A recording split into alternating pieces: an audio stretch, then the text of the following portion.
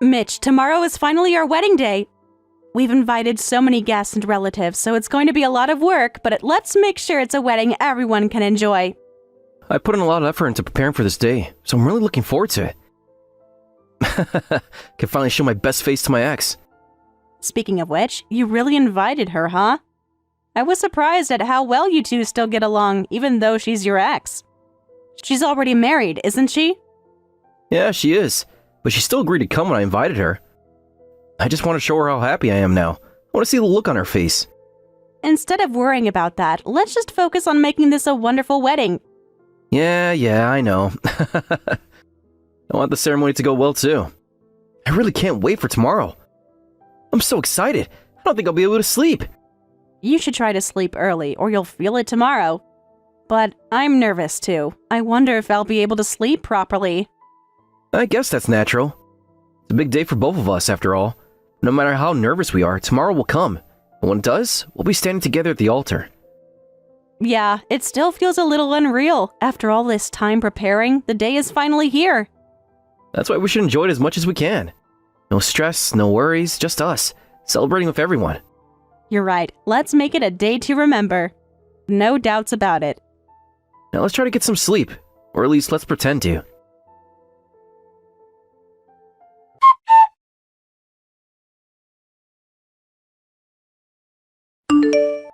Hey Elena! What are you doing back here in the waiting room?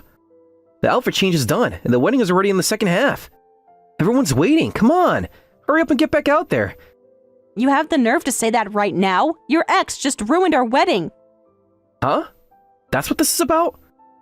What do you mean that's what this is about? Come on, she was just messing around.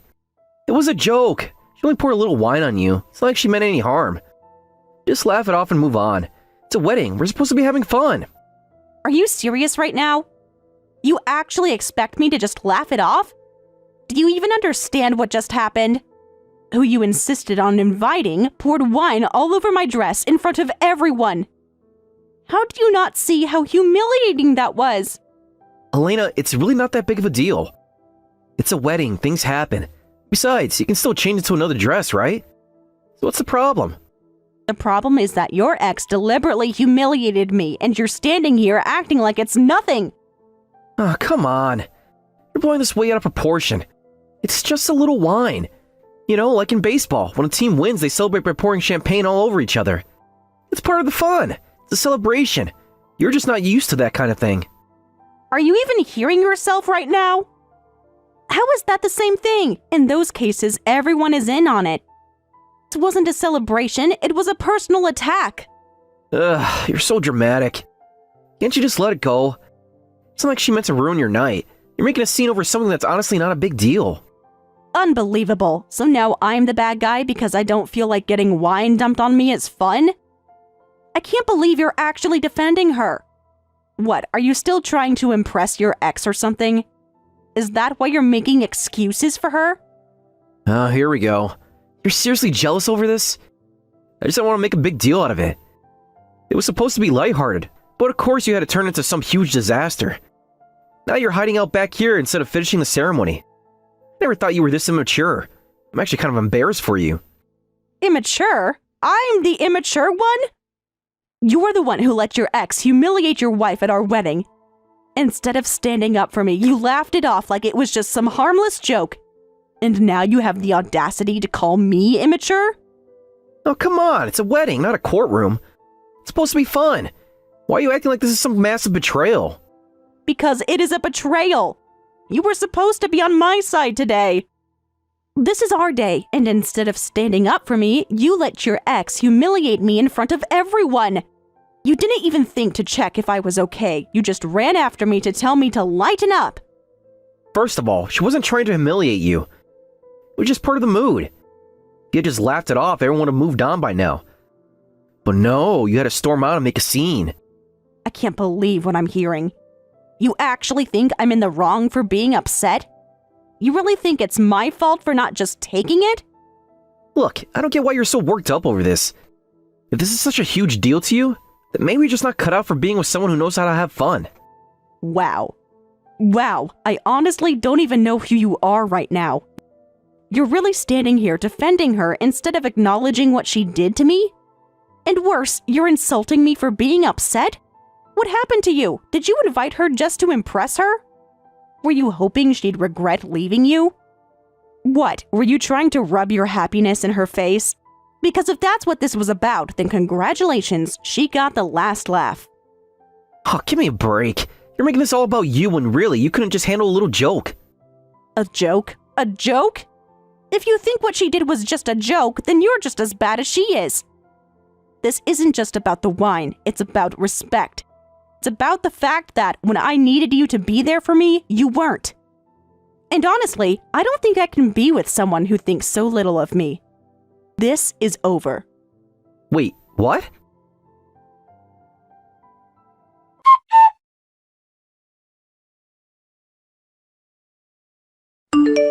Rachel, I'm so sorry. You got covered in wine because you tried to protect me. It's fine, really, and honestly, it all happened so fast. I didn't even think I just moved without protecting myself. If anything, I should be the one apologizing. I mean, you lent me this dress, and now it's ruined because of me. Don't worry about it. None of this is your fault. If we're going to talk about who's at fault, then you shouldn't blame yourself either. It was that woman, one of the guests, who poured the wine, right? And Mitch apologized for it, didn't he? That's the thing, he didn't. Not a single apology, not from him, not from her. What? Are you serious? Why? He just brushed it off, saying it was all in good fun and that I should laugh it off. When he first told me he was inviting his ex to the wedding, I had my doubts.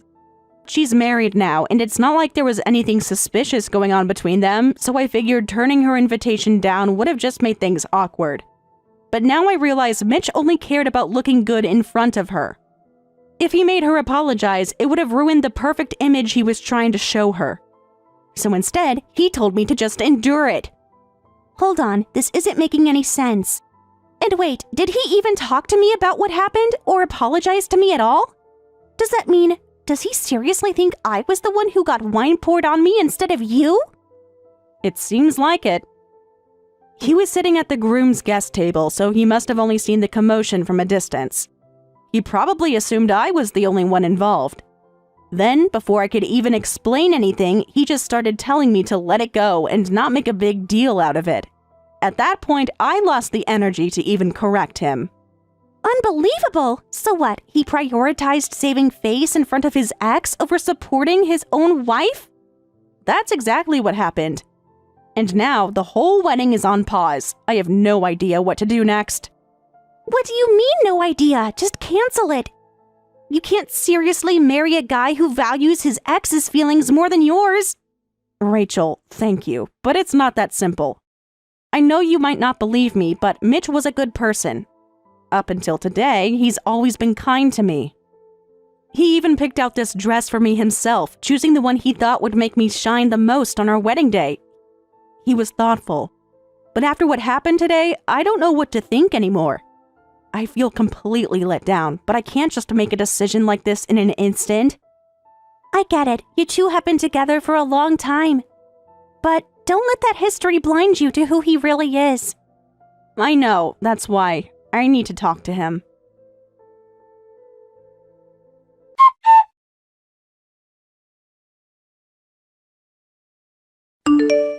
Hey, what the hell's taking so long?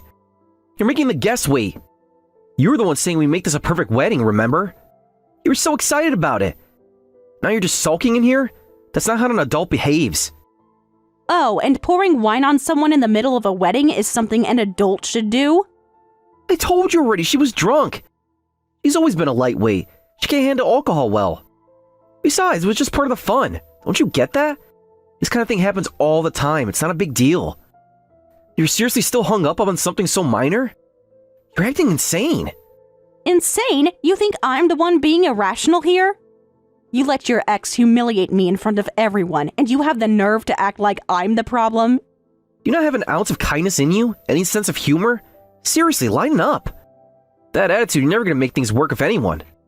If anyone here lacks kindness, it's you. What the hell is wrong with you today? You're not the Mitch I knew. Where did the man I fell in love with go? The one who cared about me, who made me feel safe.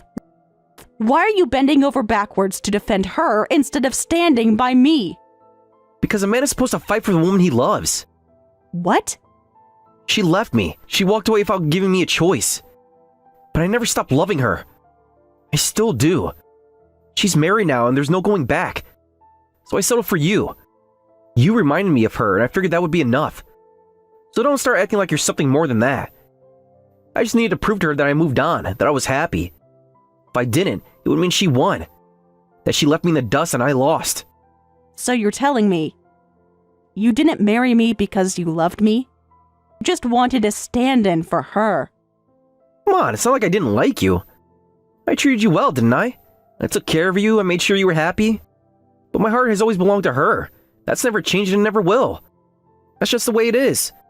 So just accept it already. Accept it? You think I'm just going to sit here and be your backup plan, your second choice? I loved you, Mitch. I wanted to work through this, to talk things out, to fix things. But now I see there's nothing to fix, because I was never more than a replacement to you. Oh, come on, don't be like that. Don't get all sulky about this. No, I'm done. Because unlike you, I have people who actually care about me. People who stand up for me, people who get angry on my behalf when I'm treated like garbage. And I refuse to spend my life tied to a selfish, spineless man who won't even stand by his own wife. I will not be a convenient wife for you.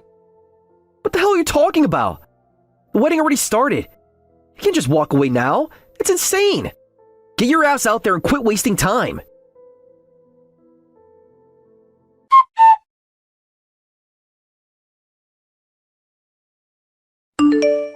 Wait, it wasn't you who got the wine thrown on them? Why the hell didn't you say anything? If I knew it was a guest, I would have apologized immediately, fixed things right away. But no, you let me run around clueless and made everything worse. Oh my, Mitch. What's going on now? You're hiding in the back room? Isn't your ex with you too? Are you seriously planning to stay here while everything's falling apart outside?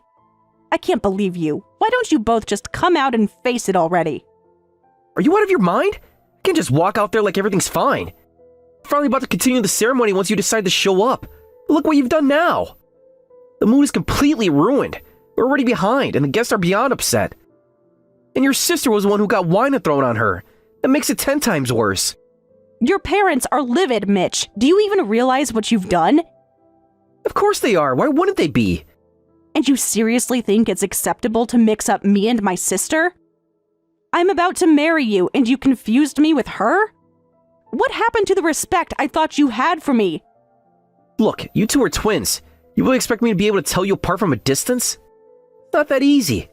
Come on, you both look nearly identical. We're fraternal twins, Mitch. You can't use that excuse. We don't even look that much alike. But I'll admit, we did plan to look similar today. It's the last day I'll have this last name, so Rachel and I decided to match our hairstyles, just for fun. And the hairpieces we're wearing, they were a gift from our parents. So yeah, at a quick glance, I get it. I can see how it might have been confusing. But the fact that you couldn't tell us apart when you were so close, that's a problem. You were sitting far away, so I get that you couldn't see clearly, and your view was blocked by your ex. But still, come on. Exactly, that's the point. Damn it! What the hell am I supposed to do now? The wedding is completely wrecked. You've ruined everything. If it was anyone else, I could have handled it. I could have apologized, made it right, but it had to be your sister, didn't it? Now everything is a mess. It's all because of my damn ex. You think I can fix that now? Do you think the guests will suddenly calm down? No, we're screwed. I already told everyone at the venue. Your ex wasn't even sorry for what she did. She thought it was just a joke. She didn't even apologize to me, Mitch. She told me I should just laugh it off and not make a big deal out of it. So I told everyone to move on, to keep enjoying the wedding.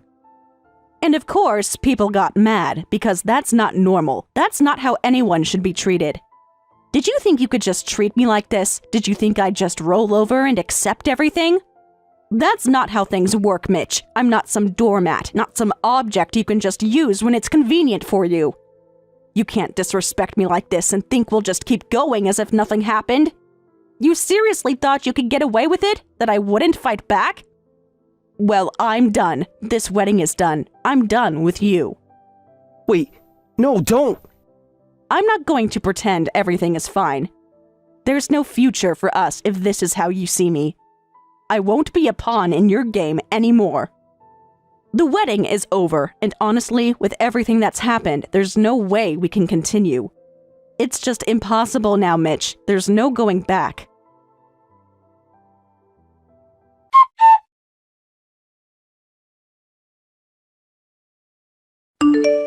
Mitch, I'm officially calling off our engagement. Now that I know the kind of selfish person you are, someone who can never be a true partner in life, I can't spend another day with you. What the hell are you saying? You're the one who ruined everything.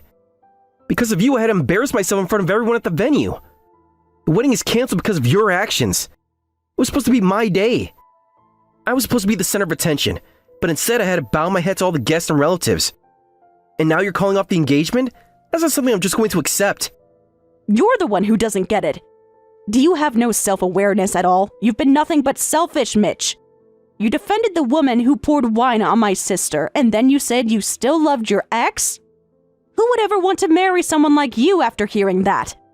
I can't forgive you or your ex. I'll make sure you both face the consequences of what you've done. Oh, so now you're just flipping out? Can you calm down for a second? You're seriously losing it over a dirty dress? It's insane! It's impossible to have a rational conversation with you. I'm not the crazy one here, Mitch. You are. But of course you wouldn't get it, would you? Fine, I'll show you with facts. I'll prove that your perspective is completely wrong. Go ahead, try me. But don't be surprised when you fail.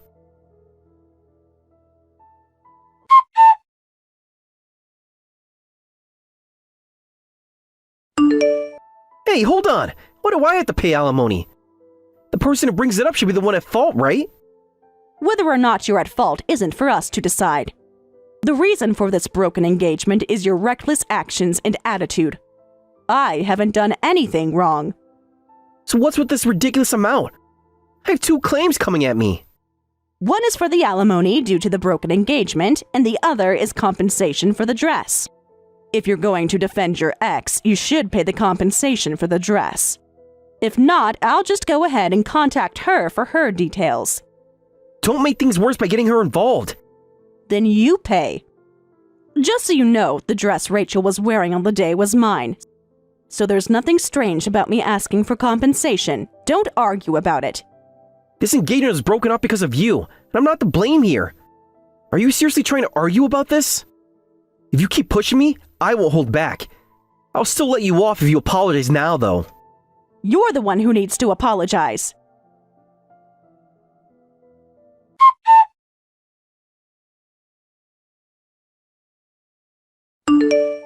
Elena, are you okay?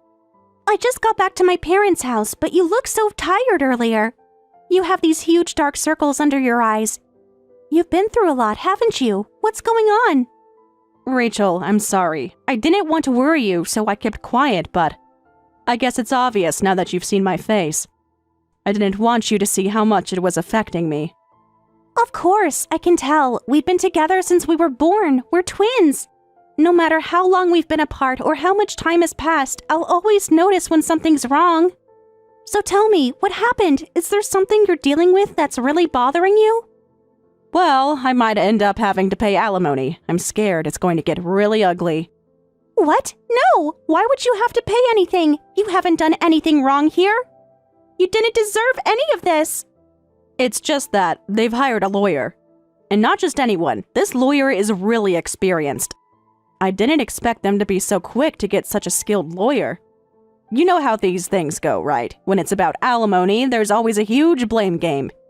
Each side is trying to make the other look worse than they really are. It becomes a mess of accusations. I get that. It's really frustrating when it comes down to playing the blame game. So what's their lawyer saying? What's the argument they're making? Well, according to them, my ex, the one who spilled wine on me, was completely hammered and out of control.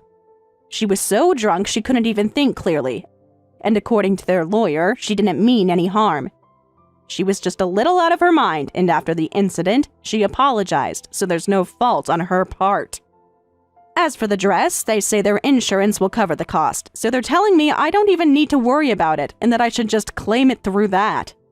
What? That's ridiculous. How can they even say that with a straight face? That's so unfair. I know, it's crazy, but the worst part is that there's no way to prove that she had malicious intent. The video from the event shows her spilling the wine, but it also shows how incredibly drunk she was. She was stumbling and couldn't even keep herself upright. There's no real way to show that she did it on purpose. Are you serious? So they're getting away with this because there's no clear evidence of bad intentions? That's insane! How can that be okay? Exactly. They're using that lack of evidence to twist everything in their favor. And honestly, I didn't think they'd be able to get such a powerful lawyer so quickly. They really caught me off guard. I thought I could handle it better than this. And the worst part is, if they somehow prove that she wasn't at fault, then they could say that I'm the one responsible for breaking off the engagement, and I might end up being the one at fault. I don't know what to do. It feels like everything's falling apart. You can't let this happen. You're not in the wrong here, and I'm not going to let them make you think you are. It'll be okay, Elena. Just stay strong. Keep your head up. You've got me here for you. You're not alone in this, and I'll do whatever I can to help. Thank you, Rachel. I really needed to hear that. I don't know if I can do this on my own. We're in this together, okay? We're family, and we'll figure this out. We just need to focus on what we can do now and fight back with everything we have. Let's go through everything and make sure we're covering all our bases. You're right. I can't just give up. I've got to keep fighting. Let's do whatever it takes to make sure this doesn't go in the wrong direction. I won't let them push me around. That's the spirit. We're going to get through this. Just take it one step at a time and we'll work through it together. We'll handle this, I promise. Thank you. I don't know where I'd be without you right now. You don't have to worry about that. You've got me.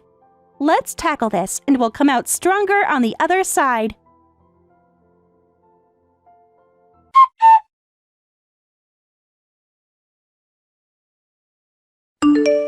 What the hell is going on? I was in the lead. Now everything's flipped on me. I showed my new lawyer every piece of evidence I had. That's when they saw all the conversations at the wedding, how you prioritize your ex, and all those comments that qualify as emotional abuse. They used all that to turn things around. Looks like you're the one who will have to pay up for the alimony now. The moment your lawyer changed, my lawyer couldn't even stand a chance. And your new lawyer. They're famous for being incredible. How the hell did you even get someone like that? There's no way you could afford that. Honestly, I couldn't have done it alone. The lawyer I have was a special referral, someone they agreed to take on because of the circumstances. But come on, don't talk about fairness. You also got your lawyer really quickly, and I've got to say, it was a little suspicious. I didn't expect you to have that kind of connection. But I guess it makes sense now. Turns out, you've had some legal trouble with women before. I didn't know you'd been getting lawyer help in the past for that. But now, with that coming to light, I'm even more in the right. Damn it! Think you won, huh? Don't get too cocky, because I'm not going down like this. I'm not finished yet.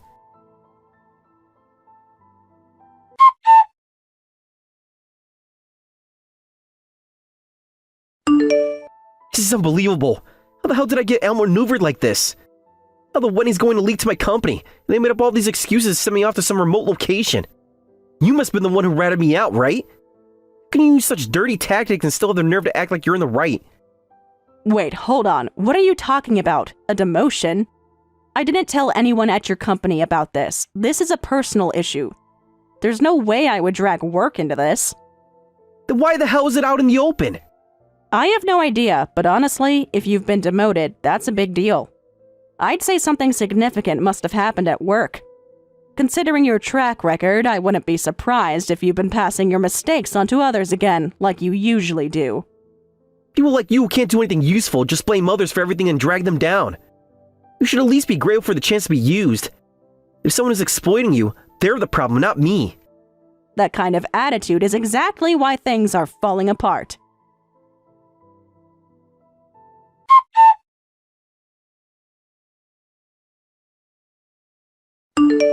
It's all your fault. Nothing good has ever come from being involved with you. Everything's a mess because of you. What are you even talking about? can you be a little more specific? Stop sending me random insults with no explanation. I got cut off by my ex. She got caught up in the wedding mess and her husband found out, so they got divorced. I thought if they got divorced, there was a chance I could get back with her. The fact that you think you could actually get back together with her after all that is honestly terrifying. I've always thought about her. But the divorce is my fault. She blocked me after everything. Well, after the wedding fiasco and all your bad behavior, I'm not surprised she shut you out. Maybe you were constantly being overbearing and difficult with her husband, too. To her, you were probably just someone from the past, and you're not even acknowledging that. Don't start blaming me for your mess.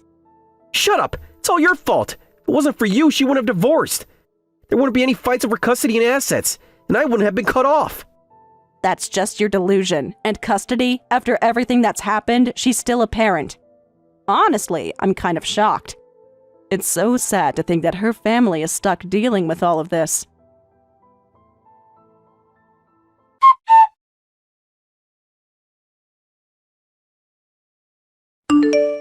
Damn it! Now there are rumors about me at work and I can't get a job anywhere. I had no choice but to resign. Now look at this mess. What the hell are you going to do about it? Oh, hi there. Elena's account, but guess what? It's not her. Long time no see, I suppose. This is Rachel, her twin sister. Wait, you're that twin sister? That's me. You even mistook me for her at the wedding, remember? Lol. I don't care about you. Get Elena. Yeah, no, not happening. Why the hell would I let my sister waste another second of her life dealing with a lunatic like you? She's exhausted, her health is suffering, and she doesn't need this stress. So, how about you back off and leave her alone? I think I give a damn. She's the reason my life is falling apart. Wow, you really don't see it, do you? You're so caught up in your own self-pity that you can't even recognize where you went wrong. Honestly, it's kind of impressive in a really pathetic way. Shut up! My life was fine until she ruined it. Oh, you poor thing. So tragic, so unfair. You must be devastated. Truly, it's heartbreaking. Would you like some tissues to dry your crocodile tears? Stop screwing around. This is serious. Oh, I know it is. You're jobless, blacklisted, and completely out of options. Do you think that's Elena's fault? Of course it is. I had to leave my job because of those damn rumors, and now no one will hire me. Oh, sweetie. You're blaming the wrong person. It wasn't Elena. It was me. What? Wow, so you really thought this was all Elena's doing? That's adorable. Nope, it was me and my husband. A husband? What the hell does your husband have to do with this? Oh, he's very much involved. He was sitting next to me at the wedding, remember? We're already legally married, but we hadn't held our ceremony yet. We were planning to use yours as a reference, but, well, we didn't expect wine to get thrown on me. That pissed him off, and he decided that you deserve to be wiped off the map. What the hell are you saying? Wiped off the map? You know, it's kind of hilarious. You thought you were getting back at Elena, making her suffer, making her regret ever leaving you. But you never even considered that she wasn't fighting alone. She has people who love her, people who would burn the whole damn world down if it meant protecting her. And unfortunately for you, one of those people just happens to be extremely powerful. You're full of shit. Stop lying. Oh, sweetheart, I don't need to lie. My husband is the CEO of a major company. He has an extensive network of business partners. And one of those partners just so happens to be your former employer. We simply had a little conversation about you. Told them about what happened at the wedding, about how you constantly shift blame onto others. And we merely suggested that they reevaluate your position in the company. The rest, well, that was all them. You had me transferred on purpose? That was only step one. We kept the momentum going, little whispers here and there. A bad reputation spreads fast in the corporate world, you know? Turns out, companies don't want to hire someone who throws tantrums, plays the victim, and sabotages others to save their own skin. And just like that, every door slams shut in your face. You bitch! You destroyed my career! Oh no, darling, you destroyed your career. We just made sure people knew the truth about the kind of person you are. Then, my ex too? Oh, absolutely. I never got an apology from her, remember? So my husband and I paid her a little visit. We weren't there to start trouble, we just wanted a sincere apology. But then her husband was there too, and well, the topic of your wedding naturally came up. We told him everything. And guess what? Turns out, he wasn't thrilled to learn that his wife had been humiliating other women over an ex-boyfriend. One thing led to another, and well, divorce.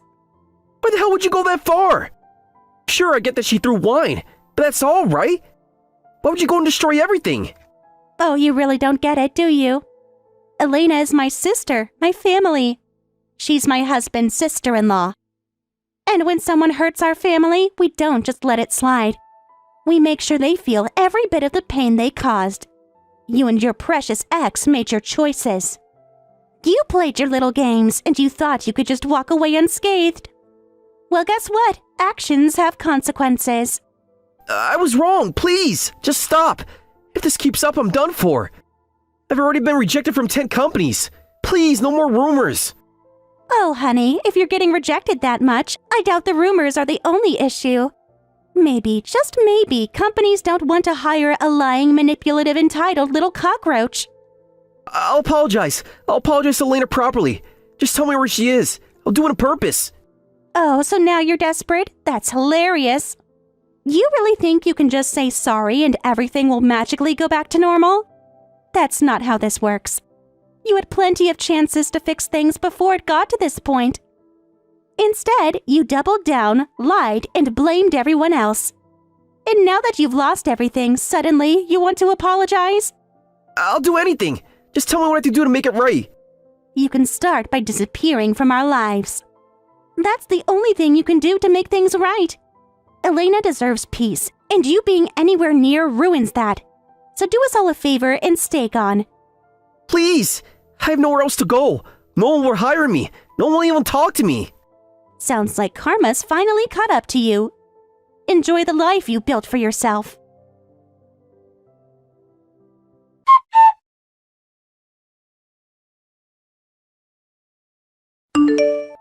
I had a feeling something was off since things were going so smoothly, but now I understand.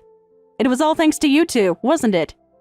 You were the reason things turned in my favor. I really, truly appreciate everything you did. Oh, don't even worry about it. It's only natural. I was already furious about my dress being ruined, and more than that, we're twins, aren't we? When you're hurt, I feel it just as much as you do. That's just how we've always been. There was no way I was going to sit back and do nothing when my sister was being treated like that. Besides, we were only able to pull this off because you were brave enough to take that first step. No, Rachel, the only reason I found the strength to take that step was because of you. Huh? What do you mean? I mean, if it weren't for you and the rest of our family, if you hadn't all been there, worrying about me, pushing me to see the truth, I might have stayed in that toxic situation forever. I might have convinced myself that I had to endure it, that things would get better somehow. But you made me realize that wasn't true. You woke me up. Yeah, I remember at first. You weren't really sure if you wanted to go through with the breakup. You kept hesitating, thinking maybe things could be fixed, but I'm so glad you came to your senses. That guy never deserved you, not even for a second. You deserve real happiness, not the constant pain he put you through. Thank you, Rachel. I mean it. Seeing you now, I know for sure that you'll never end up like me. Huh? What's that supposed to mean? Because you have something I didn't. You have someone by your side who truly loves and protects you. Someone who gets angry on your behalf when you're wronged, who stands up for you without hesitation. Your husband is nothing like that awful excuse of a man I was engaged to. He values you, cherishes you, and because of that, I know I can trust him to take care of you. I have no doubts about it. Come on, don't say embarrassing stuff like that. You're making me blush. But, you know, I feel the same way. More than anything, I want you to be happy too, because you're my sister, and I love you. No matter what, I'll always be by your side.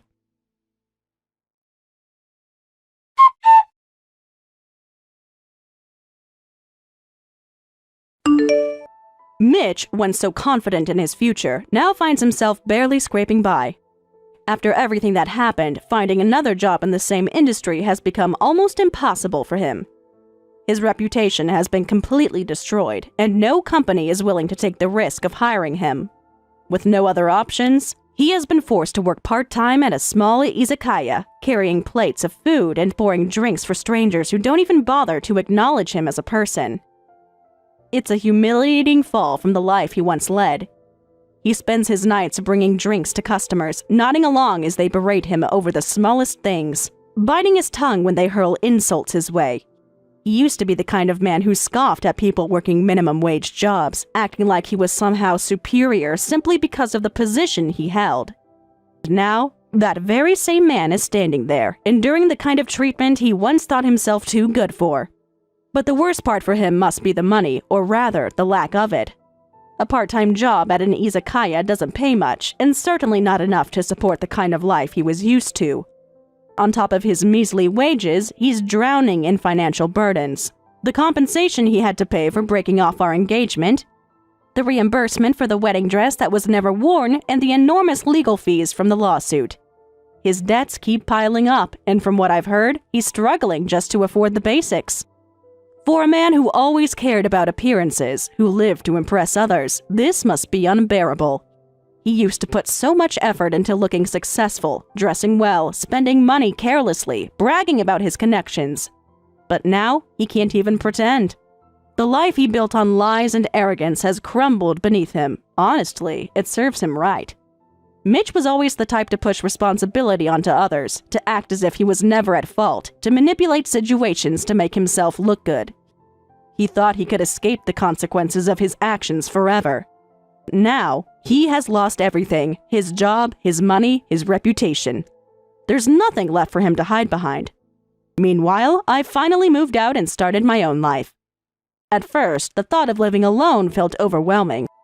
I had spent so much time wrapped up in that relationship, so much time making excuses for him, so much time planning a future that no longer existed.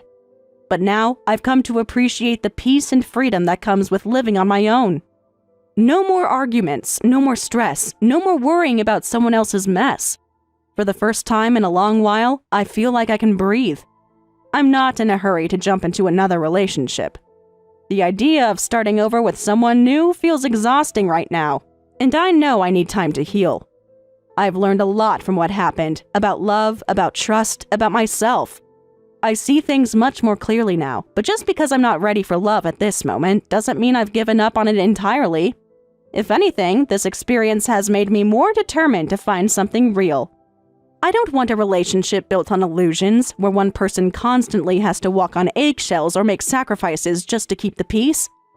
I don't want to be with someone who prioritizes their ego over the happiness of the person they claim to love. I want something deeper, something stronger, something that won't collapse the moment things get difficult. I know now that love isn't just about fleeting passion or grand romantic gestures. It's about respect, trust, and the willingness to stand beside each other even when things aren't perfect. I've seen what that looks like in Rachel and her husband. Their marriage isn't just about being together, it's about supporting each other, growing together, and facing life's challenges as a team. They respect each other, they communicate, they find happiness in the little moments. Watching them has shown me that love like that does exist, that a strong, fulfilling relationship is possible. Someday, I want that for myself. Hey Kevin, is everything set on your end? The coordinator wants to do a final check before we start our wedding. Yeah, everything's all good here. I'm just finishing up some things quickly. That's great. My makeup artist is almost done with me, too. I can't believe this is actually happening. Me neither. It feels pretty surreal. Did you remember to bring the rings? I know you said you'd handle them. Of course I did. Don't worry so much about it, Sarah. I'm just checking to make sure. You know how I like to make sure everything is perfect. That's what makes you you, I guess. The flowers look so amazing. The florist really outdid herself with the decorations. That's good. Are you okay? You sound a bit distant. I guess I'm just feeling wedding day nerves. Normal stuff, you know? Yeah, I get that. I'm nervous too, but more excited than nervous, you know? Yeah, I totally get it. Hey, it's getting pretty close to start time. The makeup artist is done here. Just a couple of more minutes. Cool, good to know. The coordinator is asking where your groomsmen are. They haven't checked in yet. They're probably just running late. You know how they are. All of them are late to our wedding? That's a bit weird. They should have been here long ago to get ready. Maybe there's traffic on the way here. Did you check with Mike about when he's arriving? He's your best man, right? Yeah, he'll be here soon. Could you call him right now? The coordinator is getting really anxious because no one is showing up yet. He's not picking up the call. I already tried calling him multiple times. That's kind of strange. Have you tried texting him yet? Don't worry about it. The venue staff is asking about your family too. They haven't seen them arrive yet. Maybe they're stuck in traffic too. All of them are stuck in traffic? Your mom said she'd be here early to help with the wedding. Just wait and see. That's all we can do right now. Kevin, something feels off. None of our colleagues have arrived yet either. Maybe there was an accident on the highway or something. But people would have called us to let us know. Everyone knows it's our wedding day. Just be patient. I just checked the traffic reports. There aren't any major accidents or anything. Look, just wait, okay? Hey, the wedding's about to start any minute. Everything okay? Yeah, everything is fine. Where are you? I don't see you anywhere. I'm getting ready. The coordinator checked the prep room. She said it's empty there. I moved to a different room. Which room are you in? I'll have someone bring you your boutonniere. I don't need it. Boutonniere? What do you mean you don't need it? We picked it out together for our wedding. It's whatever. None of the guests we invited seem to be here yet.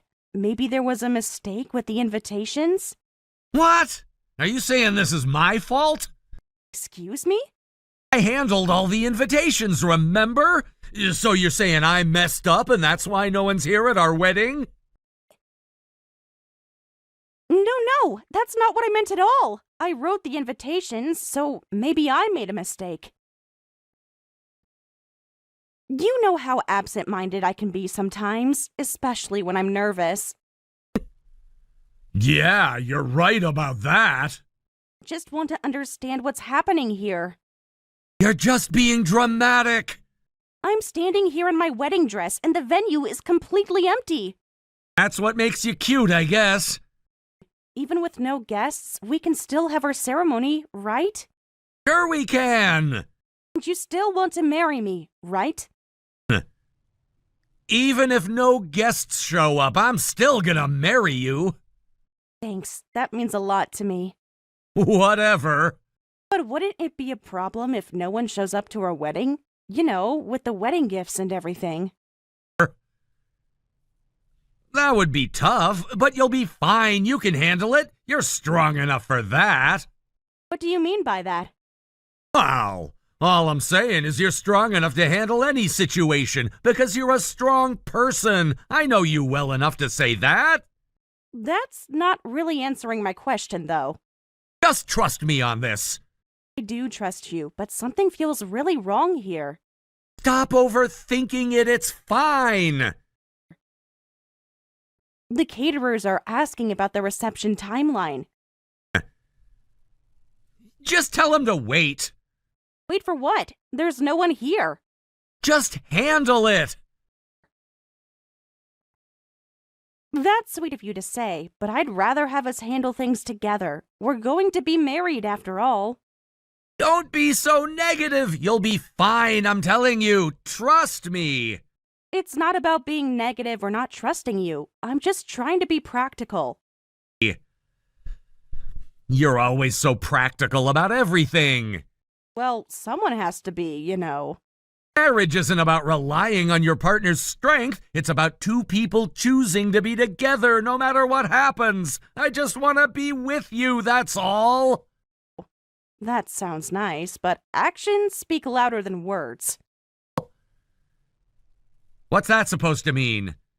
Nothing. I'm just thinking about the venue costs. You're strong enough to handle it. Don't worry about it too much. I'll support you as much as I can. Support me how exactly? Emotionally. What about financially? You worry too much about money. Well, maybe the guests are just running late. Of course they are. Let's just wait patiently for everyone to arrive. I'm still in the prep room trying to calm my nerves. Which prep room? I checked them all already but couldn't find you. I'm around. That's not an answer. Stop pressuring me about this. I just want to know where my fiancé is on our wedding day. You're being clingy right now. Okay, sorry about that. I'll wait.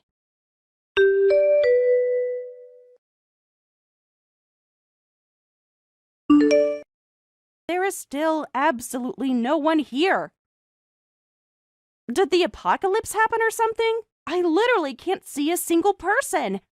Oh. Apocalypse happened? Nobody could have predicted that line. Huh? Predicted? What do you mean? What's going on? We were all taking bets on what you'd say when you realized no one was coming to the wedding. No one got it right, though. I'm not following what you're saying. What are you talking about? What is this? The wedding thing was actually a prank set up by me in the department. How does it feel being alone at the venue? The boss and everyone are dying laughing right now. What is this? What do you mean? This doesn't make any sense. Did someone hack your phone? Oh. As if someone could hack my phone. My password is 8 digits long. 8 digits. That's not really that many numbers, to be honest. Look, this is definitely me, Kevin. No one hacked anything. Did you really think the company's star designer would marry a plain Jane like you? But we've been dating for over a year. All those memories we made together. Oh, come on. Don't get sentimental now. The trip to the beach last summer? Oh, that was just a company outing. We stayed 2 extra days, just the 2 of us. Good weather for surfing. The Christmas dinner with your family last year? Mom likes having guests. Your mom gave me her grandmother's recipe book. She has multiple copies. She even wrote personal notes in the margins. Look, you're just overthinking this. My? Yeah, it's not that deep. What about when I was sick? What about it? You brought me soup every day for a week. Because the restaurant was on my way home. You made that soup yourself, though. I saw the bandage on your finger from cutting vegetables to make them. Whatever. Are you saying that was all fake, too? All those little moments we had together. No, I did date you. The dating part wasn't a lie, but I never had any intention of actually marrying you. Was any of it real at all? Ooh. Define real. The dinners, the movies, meeting your family. Oh, those were real, just not the feelings behind them. I introduced you to my friends. Yeah, they were pretty boring, just like you. Why? How could you do something so cruel? Cruel? It's hilarious! Everyone in the department is having a blast right now. The whole department knew? Obviously, we've been planning this for months. Even Amanda? She was actually the one who suggested the wedding idea. She said it would be epic. I thought she was my friend. We had lunch together every Tuesday. Company cafeteria is just convenient. She even helped me move apartments. Everyone likes free pizza. She stayed overnight when I was afraid of the storm. She probably wanted to snoop through your stuff. We went to her sister's wedding together. Free food and drinks. I helped her pick out her bridesmaid dress. She hated that dress. She said it was perfect, though. She complained about it for weeks to her colleagues. But Why what? why put in so much effort For entertainment value. for an entire year? It made the office interesting. She's a better actor than you'd think. The way she helped you pick out your dress, we were all dying about it. Even the dress shopping? Yeah, that was prime entertainment. She cried when I found this dress. Oscar-worthy performance, don't you think? She even helped me pick out the jewelry, too. It was all part of the show. The earrings were her grandmother's. They're probably fake anyway. She wore them to her birthday dinner. She has a lot of jewelry. She said they were special. You really believe everything people tell you? Believed you. And that's your problem. When you proposed at the Cherry Blossom Festival, Good timing, right? you said it was spontaneous. I had it planned for weeks. The photographer, Part of the plan. he was crying too. Paid him extra for that.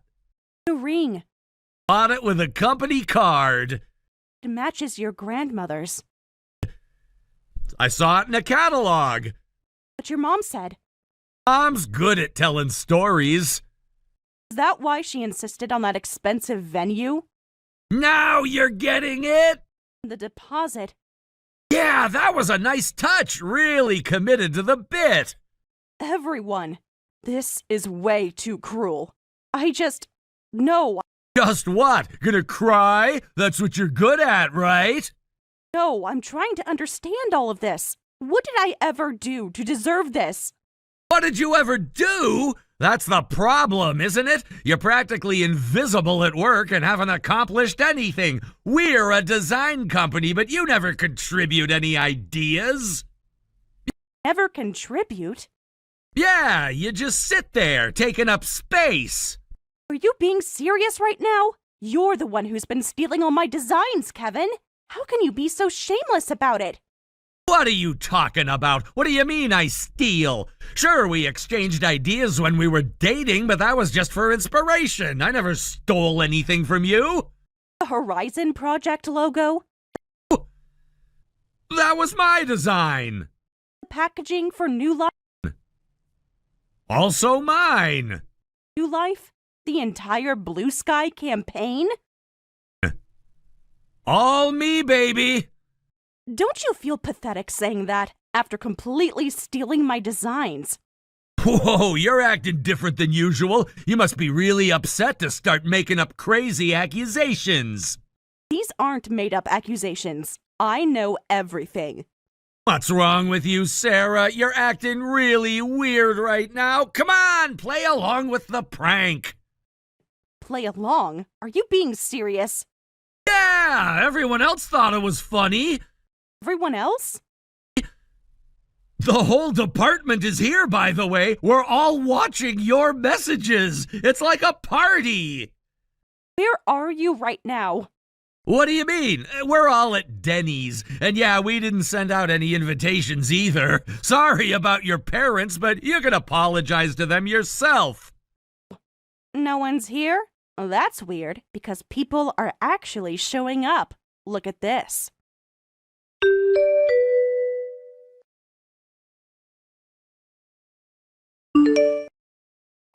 What do you mean? Who are all these old people? Why are there so many people there? Turns out my dad got a bit carried away with the wedding. He was really excited about his daughter's wedding. Whatever. You got some pretty old friends. Who cares about a bunch of old geezers anyway? You should tell them to go home. Tell them the wedding's canceled. At least they'll get some exercise walking back. These old geezers, as you call them, Yeah? they're actually quite important people Important to who? to the industry. What industry? Our industry, the design industry. So what? You really are awful, Kevin. I've never met someone with such a horrible personality. Ha! Look who's talking. Don't be a sore loser just because you had bad judgment. Bad judgment? Yeah, thinking someone like me would marry someone like you. I see. And what exactly am I like? Basic, boring, no ambition. Is that why you felt comfortable stealing my work? Again with the stealing accusation. You're getting annoying now. Here's the venue rental bill, by the way. You'll get it in a minute. What is this? Check your email. $50,000? What? It's the bill for the venue rental. The contract's in your name, so you'll need to pay the cancellation fee. Just FYI, same-day cancellations are charged at 100%. You're just bluffing. Am I? I never signed anything. Check the attachment. Page 3, bottom right. That's my signature. Indeed it is. But when did I... Remember last month, those routine papers for the company? Those were venue contracts? Along with the guest accommodation agreements and the catering contracts. What are you going on about? That's obviously fake. I never put anything in my name. You handled all the venue arrangements. Yeah, I did, but remember when I asked you to sign some papers? You might not have read them carefully, but your signature makes you responsible for all the payments. What? Are you serious right now? Dead serious. And don't even think about trying to get out of it. We have a team of lawyers ready to chase you to the ends of the earth. Oh. This isn't funny anymore. Oh, now it's not funny all of a sudden? I thought pranks were hilarious. Hey, Sarah, you must be really upset. Your I knew about it all along act is so transparent. Is it though? Or maybe you're the one who's been transparent all along. What's that supposed to mean? The way you'd always ask to see my sketches. How designs similar to mine kept appearing in your portfolio. Those late nights at the office when you'd go through my computer. That's not... Are you stumbling over your words? The great Kevin Thompson, at a loss for what to say? You're making things up. Am I? Should we ask IT about the login records? You can't prove anything! The timestamps on my designs say otherwise. Timestamps?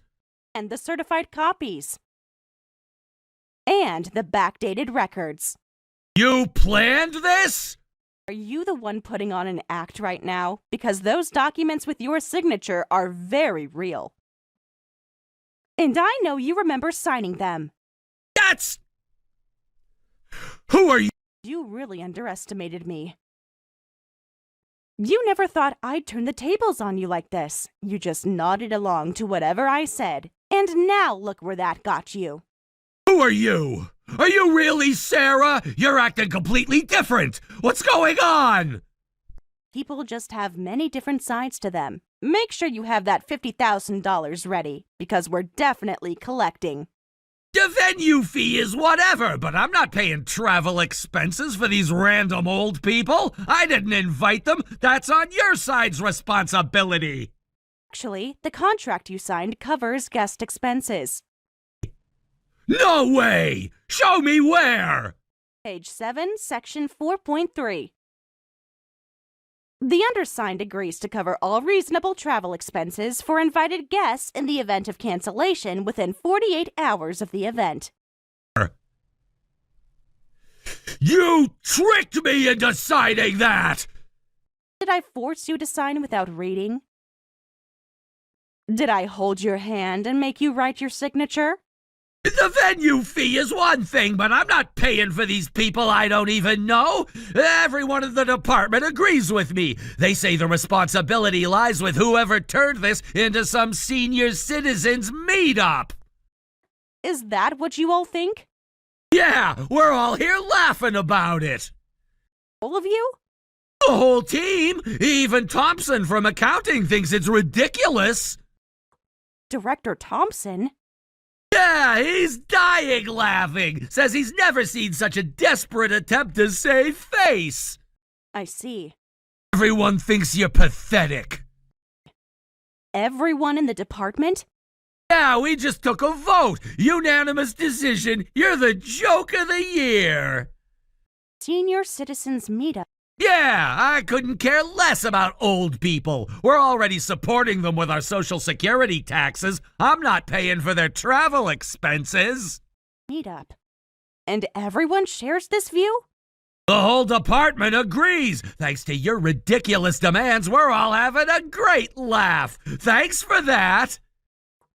One last chance. For what? To apologize. You're still trying to act tough? I'm trying to help you. Help me? This is gold. Hey, everyone, Sarah says she's trying to help me. So what's your final answer? Final answer? What is this, a game show? Something like that.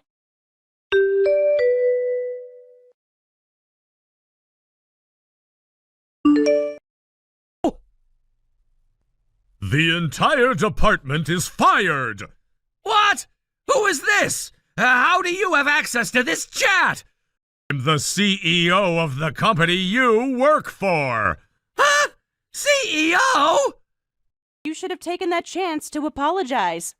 Hey, Sarah, you're really making this even funnier. What are you talking about? This act isn't gonna work. You're just Sarah pretending to be the CEO. You're just bitter about being fooled. This is just pathetic. I see. If you don't believe me, I'll just call your emergency contact. What emergency contact? The one we had to provide when we joined the company? Yes, I'll call that number and explain the current situation that we're in. Sarah, you don't know my emergency contact. Stop bluffing. This is getting really pathetic. It's not even funny. True, a regular employee wouldn't know your emergency contact. I'm currently explaining everything to your mother. What? My mom? But how? Sounds like she's not very happy. This can't be happening! That's because I have access to your emergency contact information. I just called Thompson directly to ask. Thompson? Director Thompson? He just disappeared from here in a hurry. I wonder where he went. He said he had to take an important call. Because he received my call, and I told him over the phone the entire department is fired. If you don't believe me, go ask him yourself. This isn't real! This can't be real! It's very real. I just heard from him! So you really are the CEO? I am so incredibly sorry about this! Sorry for what? What exactly are you apologizing for? Well, I was incredibly disrespectful, thinking Sarah was just pretending to be you. If I had known you were really the CEO, I would never have spoken that way. You're still missing the point. What point? You're not sorry for what you did. You're just sorry you got caught. No matter how much you've contributed, the moment you insulted my daughter, it was over. Did you hear what the CEO just said? You better pack up and leave quickly. Daughter? Wait. Oh, so the CEO is Sarah's father? That's right. No wonder he's this angry about this situation. You should probably do what he says before you make him even angrier. This can't be happening. All this time? Why didn't you tell anyone? Tell anyone what? That you were the CEO's daughter! Why should I have? Because... Because you would have treated me differently? Maybe not stolen my designs? I never! Are you still denying it? No! I mean... What? Because I didn't want special treatment from my colleagues. I wanted to succeed on my own merits, not because of my father. That's why I planned this whole thing by myself. What plan are you talking about? Just think about it. All those contracts you signed, the guest list, the timing. You knew? Of course I knew about the prank, about the stolen designs. I knew about everything. How long did you know about this? I knew from the beginning. That's impossible! The fake wedding proposal? I knew it was coming. Amanda isn't as good at keeping secrets as you think, especially after a few drinks. Ow! She told you? Not directly, but she talks in her sleep. What? Those girls' nights we had, very informative. You planned everything? You must understand by now. I knew you had no intention of marrying me, so I decided to get revenge and prepared everything.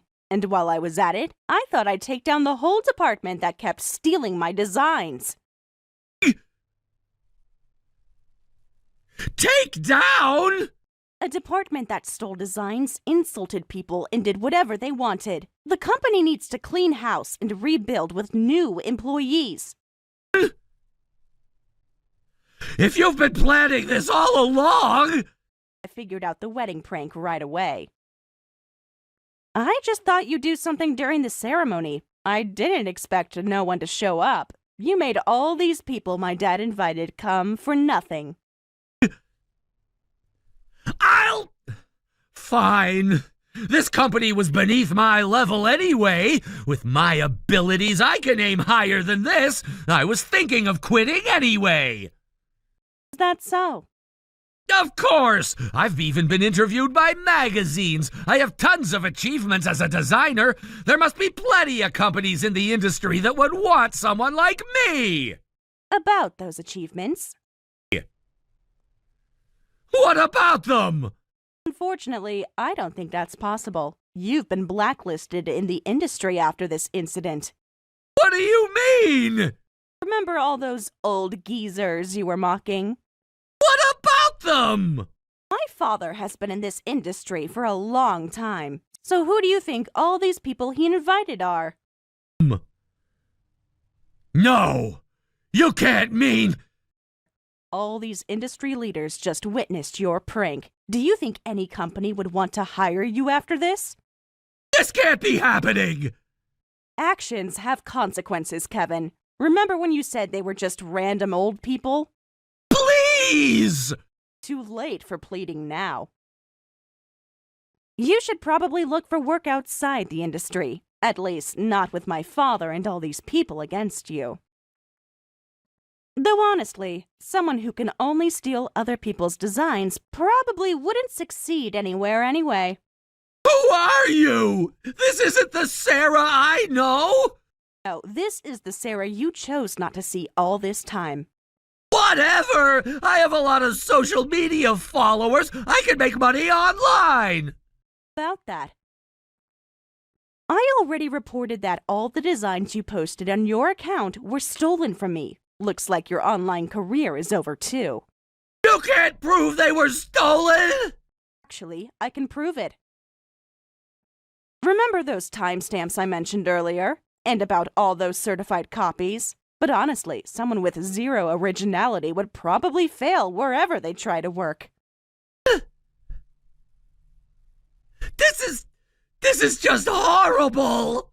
Can't even speak because you're so frustrated. But you don't have the right to be frustrated. All you've done is steal from others. How can you be frustrated when you've never actually tried anything on your own?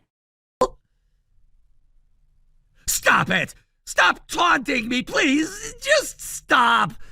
Hey, is this really the end for me? That's so creepy. Asking if this is the end? How would I know? Why should I care?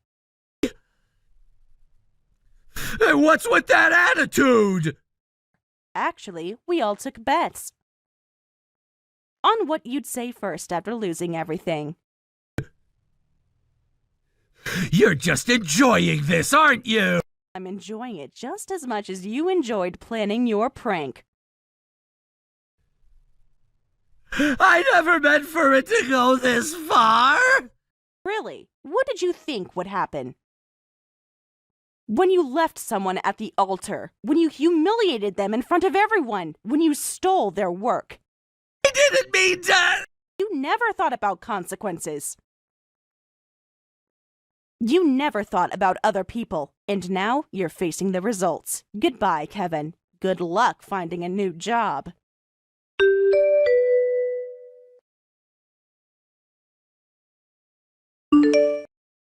After that, Kevin and the department employees left the company. The incident became well known throughout the industry, and none of the fired employees were able to return to the field. The story spread online as well, and they all faced significant backlash, forcing them to withdraw from public life. Kevin was particularly affected after it was revealed that all the designs on his social media accounts were stolen, leading to intense criticism. He disappeared from both the internet and real life, and no one knows what he's doing now. Even his mother cut ties with him after learning about the incident from my father. So he's probably drifting through life without money or allies. It serves him right.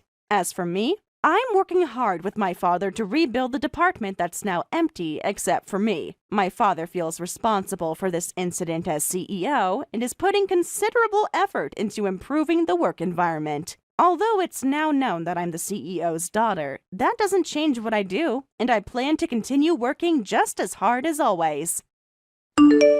Baxter. Huh? What's going on? My personal belongings, they're gone. They're nowhere to be found. Of course they are. I threw everything out. What? Why would you do that? You see, my son is graduating from college soon and will be joining the company. You're no longer needed here. To be honest, someone like you, an old high school dropout, isn't fit for my company. I can't have someone like you tarnishing the company's reputation. Better that you disappear before things get worse. But... Let me break it down for you, in a way even someone like you who dropped out of school can understand. You're fired. I've been nice to you, helping you with some of the tasks here and there, but now it's time for you to go. You should be grateful for that. Wait a minute, you can't just say something like that all of a sudden. Why am I being fired just because your son is joining? It's simple. My son will take over your job. He's going to be the future CEO after all. I need him to handle big projects from the start so he can grow into the role. Wait, are you seriously going to have your son, a new employee, take over the work I've been doing? That's exactly what I'm saying. What's so hard to understand about it? Honestly, a high school dropout like you can't seem to get anything. But that's crazy. How can you just throw everything on him like that? There's no reason my son couldn't do what you're doing. He's far more capable than someone like you. That's not the point. He doesn't even have any experience. So why would you? Listen, he's my son. Don't even compare him to someone like you. You're not even in the same league. Actually, calling you incompetent would be an understatement. This isn't even just my decision. He asked for it too. He asked for it? Yeah, he told me. Fire that old hag. She's such a pain. You used to act all high and mighty around him, didn't you? Wait, are you talking about when he came to visit the office? Exactly. What else could it be? But I wasn't being rude. I was just correcting him when he treated the employees poorly. You're telling me my son, the future CEO, shouldn't speak with authority? You really don't get it, do you? He's in charge, not you. But that's not what I meant. Even though he's your son, he can't just go around treating everyone like that. And you think it's a problem for him to speak directly? The kid's the future CEO. Of course he gets to order people around. It's natural. But that's just not right. You can't treat people like that. Who are you to judge? He's the boss, not you. The things you're saying don't even make sense. How could someone like you possibly understand? But that still doesn't justify firing me, just because you think your son can do my job better. You really don't get it, do you? My son was the one who asked for this. He said fire that annoying woman.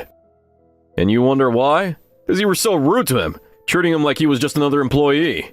No, that's not true. I was just trying to guide him. He wasn't respecting the other employees, and someone needed to say something. You actually think you have the right to lecture him? He's the future of this company. And you? You're just some underqualified dropout, so stop pretending like you can control him. But that's not fair. Just because he's your son doesn't mean he's above everyone else. You're still talking? You really don't get it, do you? He's above everyone else. The fact that you even question it proves how little you understand about this company. But still, firing me over this is too much. You can't just do it because of some personal issues between your son and me. You think that's enough? How about this then? You failed the company's biggest project. You let it crash and burn. You lost us millions. But that project, that was something you decided without asking anyone. It wasn't my fault. My vision was right, but you messed it all up because you're incompetent. If you'd done your job, that project would have been a massive success. It was perfect and you ruined it. So you're saying that you won't take any responsibility for your own mistakes and instead you're just blaming me? If blaming me helps you feel better about yourself, then sure, but everyone knows the truth. You failed and I'm cutting you loose now. No, you're just refusing to admit that it was a mistake.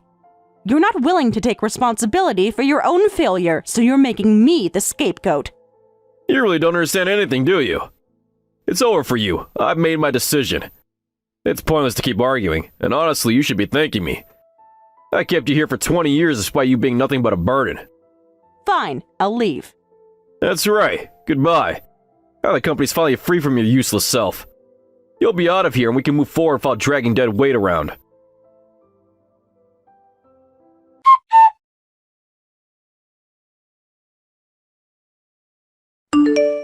Gracie, I need to talk to you about something regarding the business deal. David, I'm really sorry, but I've been taken off the account. Wait, what? You've been taken off? That's the problem. I've been counting on you. It's not just because of the business, it's because of you. I'm glad to hear that, but it's odd, isn't it? For someone like you who's so reliable to suddenly be taken off the account, I would have thought you would have told me beforehand. I'm sorry. No, I don't mean to sound like I was blaming you. I'm just confused. Could it be that something happened? Was there a problem? Oh, David, you're sharp as always.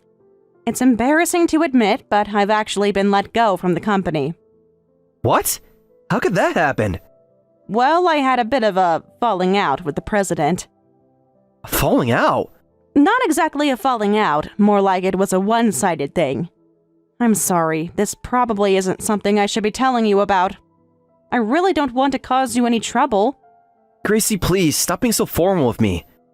You know, I have a little time now. Do you? Time? Well, I do have some time, I guess. Perfect. Then even though it's a little early, why don't we go get something to eat? I'd like to hear more about this. But I don't want to burden you, especially with something so trivial like this. You're the CEO of a major company. I'm the one who wants to hear about it. Well then, if you insist.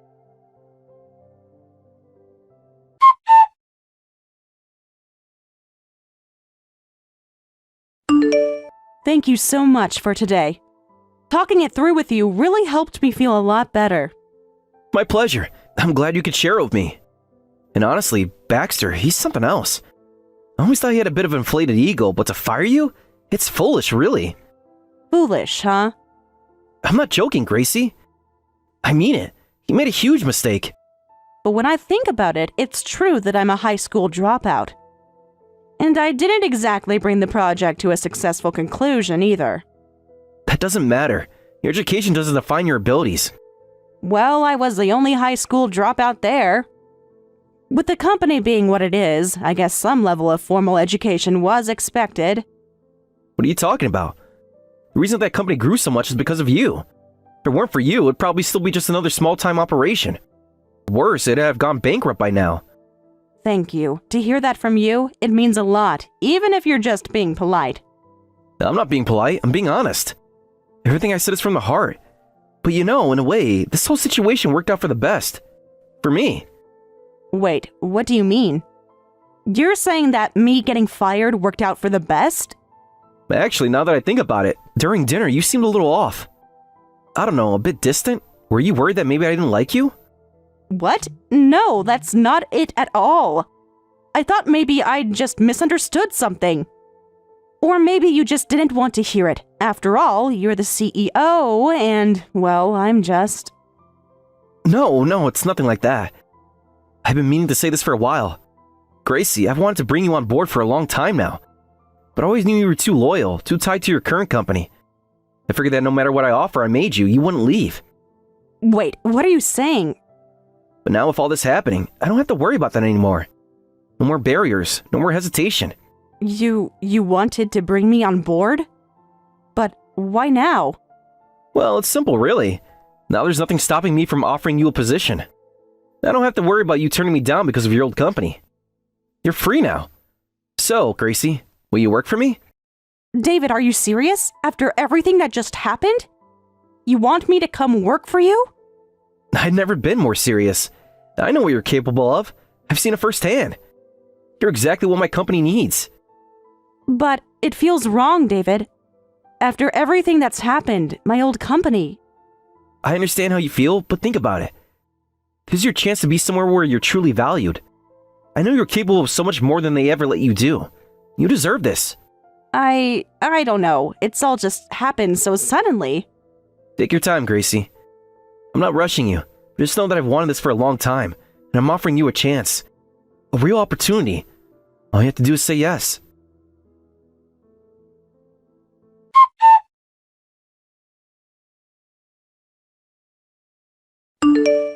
David, thank you for meeting me today. Don't mention it. So, what did you think? About my son, I mean. He's going to be the one handling your company from now on. Well, it's exactly what you expect from your son. He's very much like you. I can see the resemblance immediately. I knew you'd notice. It's clear we have similar judgment, huh? I have no doubt when it comes to judging character. I've been meaning to apologize for this, actually. I'm sure it wasn't ideal having a middle school dropout like that handling your account.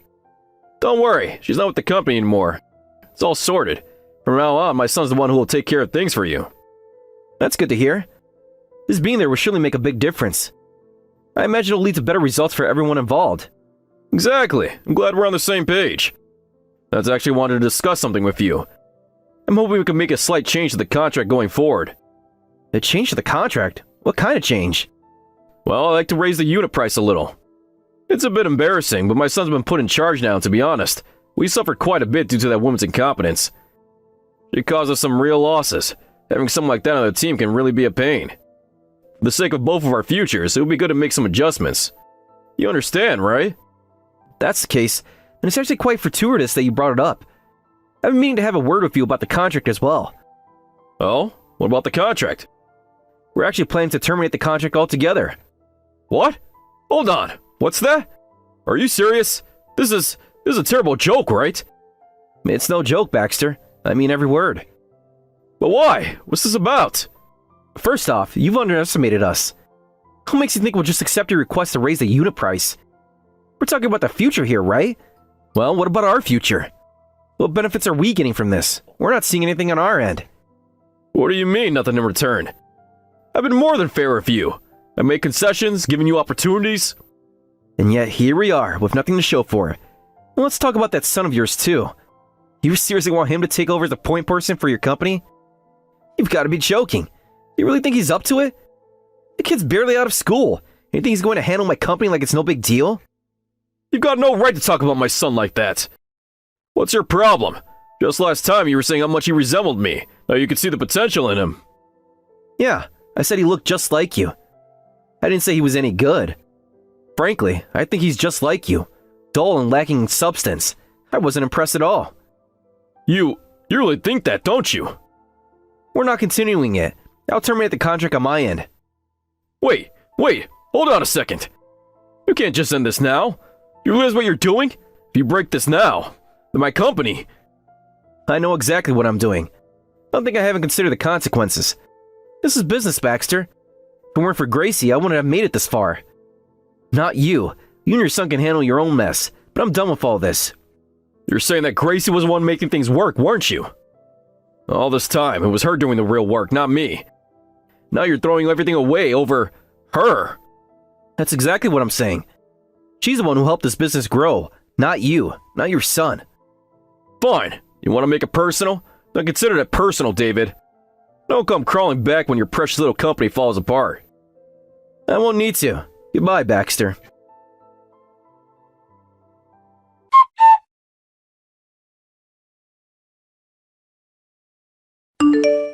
Hey, what the hell is going on? What do you mean? Since I fired you, more and more of our contracts have been getting canceled by clients. Now employees are quitting one after another. Oh, is that so? What kind of reaction is that? You're acting like it's none of your business. Well, it is none of my business anymore. Don't mess with me. Where are you right now? Get your ass back to the company immediately. Why should I? What do you mean, why? You should come back because I'm ordering you to. No, I won't. I'm busy here. Are you defying me? Are you going against your president's orders? You're not my president anymore, though, are you? What the hell are you talking about? I'm still your boss. I'm offering you a chance to come back. I'm saying I'll rehire you. Oh, really? That's so generous of you. If you want to work under me again, then you better hurry up and get over here right now. Fine.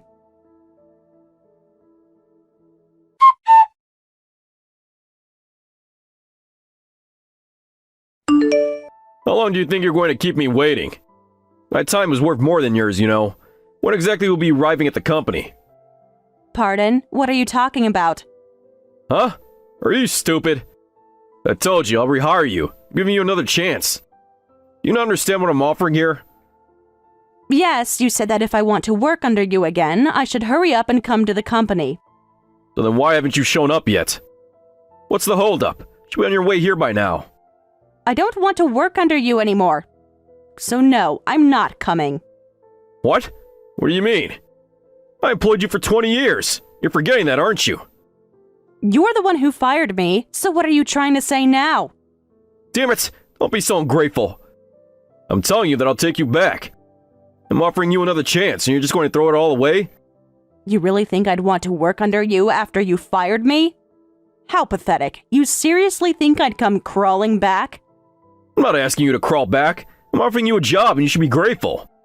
You know how hard it is for someone like you to find work? No one will hire you now, so you better accept it while you can. Can't refuse this, Gracie.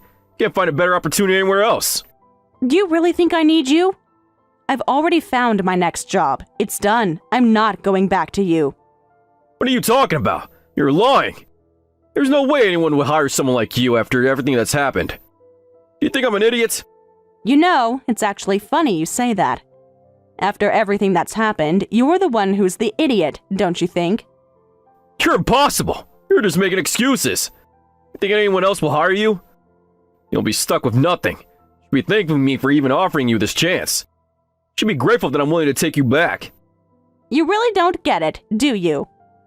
I'm done with you. You've made your bed, now you lie in it. I'm not some pawn for you to control anymore. Don't be so dramatic. A supermarket job or something, right? That's more fitting for someone like you, a middle school dropout. It's not like you could handle anything better. At least it'll teach you your place in the world. You can thank me for this chance. You've humiliated me enough, don't you think? How much further are you going to take this before you realize you've lost control? What are you talking about? I'm just telling you the truth. You'll be working a low-level job just like you deserve. It's reality, Gracie. You're not as high and mighty as you think. And do you think you have the right to treat me like this? You think you can belittle me forever? Well, let me set you straight. I'm going to work for someone else now. Someone who values me. The company I'm working for? It's David's company. David? What do you mean? What does he have to do with this? It's not about what he has to do with this, Baxter. I'm talking about my new job at David's company. That's where I'm going, not back to you. You're lying. There's no way anyone like you is going to get hired by David. You're just making this up. What would they want with you after everything? I'm not making it up. It's already a done deal. I've moved on. You can't keep dragging me back, and you can't keep using me like a tool. What? Think anyone would hire someone like you after all this?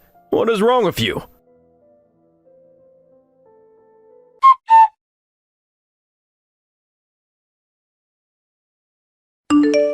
So it was all your plan, wasn't it? From the beginning, everything was set up by you. Huh? What plan are you talking about? I knew something wasn't right. You think you can just do whatever you want? You really think this is all going to work out for you? If something's off, I think it's your mind, Baxter. What exactly are you accusing me of? Ever since I fired you, everything in the company has started falling apart. Do you think this is a coincidence? Or are you telling me that the project I worked so hard on, the one I created, was doomed from the start just because of me? I didn't sabotage anything. Let's get that straight. Then why is everything going to hell? Contracts are getting canceled left and right. Employees are quitting like it's a mass exodus. What's going on? And that perfect project of mine, what happened there? It was supposed to be the pinnacle, the crowning achievement in everything I worked for. You're missing the bigger picture. It's not as complicated as you're making it out to be. There's only one explanation for everything. Oh, and what would that be? You're incompetent. That's all there is to it. What? Are you out of your mind? You've lost it. There's no way that's the reason. You're telling me that I'm the one to blame for everything that's going wrong? Ridiculous. Actually, it's the truth. Why are you so defensive? You think I'm incompetent? I took this company from the ground up. One generation I built into something great. You can't be serious. You're just bitter, aren't you? You can't accept that I'm better than you. And now it's falling apart. You've built your empire, but you're also watching it crumble bit by bit. Isn't it ironic? You don't understand. You don't see the full picture. This is all you're doing. Well, yes, it seems like everything is falling into place because of me. I'll admit that. You planned this from the start, didn't you? You and that man. You've been playing me the whole time. You're misreading the situation. It's not what you think. But if you step back and look at it logically, it's clear. When I was with the company, everything went smoothly, didn't it? But as soon as I left, everything started crumbling. Doesn't that speak for itself? No, that can't be true. There's no way that's true. It's the simple truth, Baxter. You know it deep down, even if you're trying to deny it. When I was in charge, things were fine. The employees respected me. They trusted me. They weren't just loyal to you. They followed my leadership. That's the real reason things have turned upside down now. It wasn't about you being the boss. It was about me. No, that's not it. You don't know what you're talking about. I used to admire you, you know? Back when you were humble, sincere, before everything changed. Once the company started thriving, you let the power get to your head. You became arrogant. You couldn't handle the fact that others might have more influence than you. But what's sad is, you can't even see it. You don't know me. Stop saying things you don't understand. But I do understand, Baxter. You've changed. You've lost sight of what really matters. And now you're trying to blame everyone else but yourself. Power and money, they corrupt. You're living proof of that. You think you could just walk away from all this? You think you can ruin my life and get away with it? You and that man will pay for this. I'll make sure you both regret it. You're already too far gone to realize that there's nothing left for you to do. The damage is done. If you'd owned up to your mistakes, maybe there'd be a chance for redemption. But this, there's no coming back from this. Don't talk like that. You've ruined me. I built everything from nothing and now you've taken it all away. You and that man, you both destroyed everything I worked for. It's over, Baxter. There's no more fight to be had here.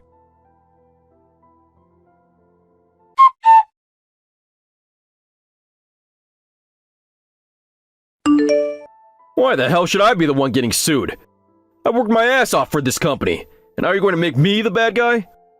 For wrongful dismissal, harassment, and the compensation for personal belongings you carelessly discarded.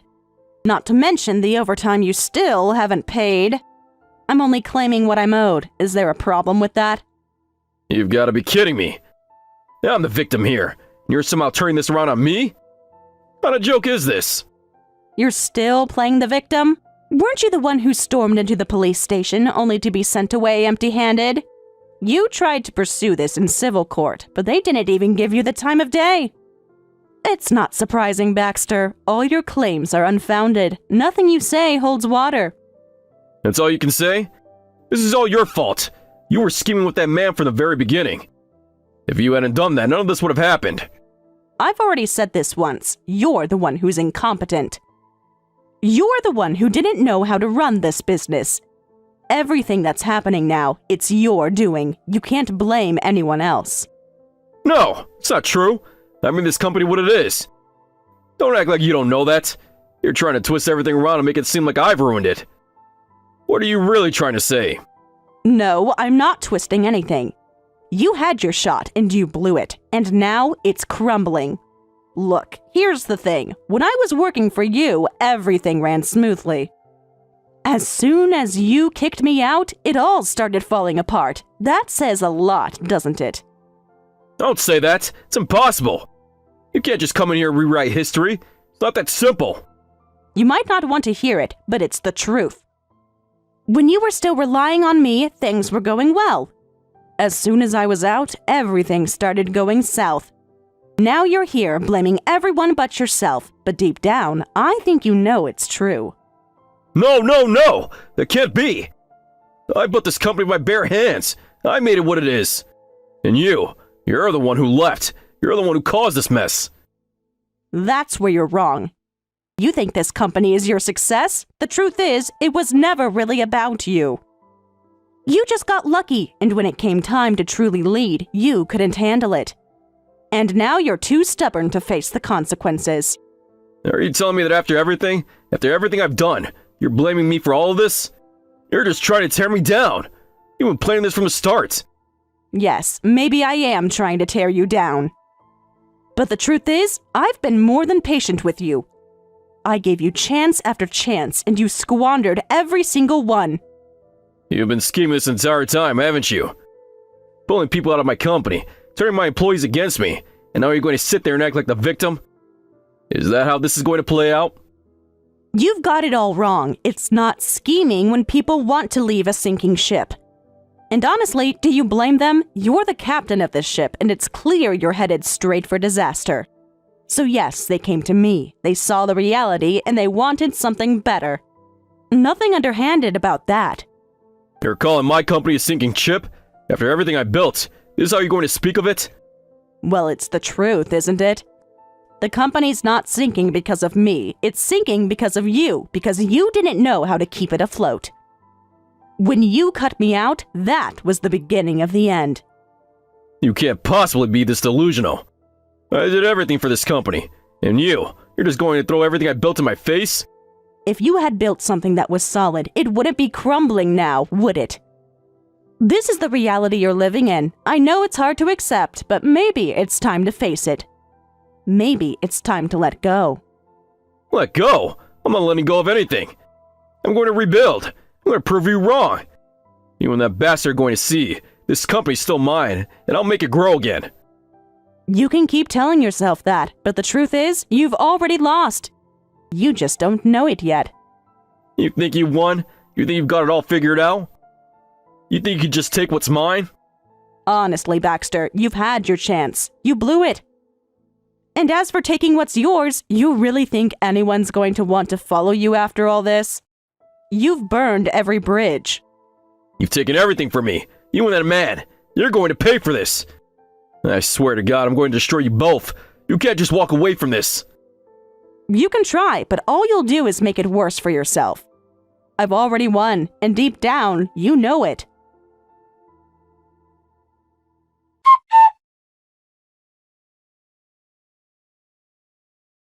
It's all your fault. Because of you, I told you this would happen. Are you really that stupid? No, wait, I guess you are. With that reckless approach of yours, there was no way it was ever going to work out. You were the one pulling strings behind the scenes, sabotaging everything. There's no way this would have turned out like this if it weren't for you. You keep saying that, but I've had better things to do than meddle in your business. Honestly, I couldn't care less about your company. Don't bother reaching out to me again. Wait! What now? You can scream all you want, but it won't change anything. I've heard the rumors. Your company's practically a done deal, right? Don't remind me. I already know that. So what's your point? You've been getting along with that man, David, haven't you? Yeah, I'm lucky to have built a good relationship with him. Then you could talk to him for me. Convince him to take me on as an executive. Are you serious? After everything you did to me, you think you can ask for a favor like that? You really have no shame, do you? You really do have a victim complex, don't you? Fine, let's say you weren't behind the scenes pulling the strings, though that's obviously not true. Well, let's pretend for a moment. Even then, the fact remains that you wronged me. You repaid the man who gave you a chance, the one who took you in, who put up with you for all these years. And now you want me to do you a favor? What chance are you talking about? You really think you gave me some big break? You gave me a job, yes, but it wasn't some kind of grand favor. I worked just as hard as anyone else, if not harder. You think you worked harder than me? I worked my ass off building this company.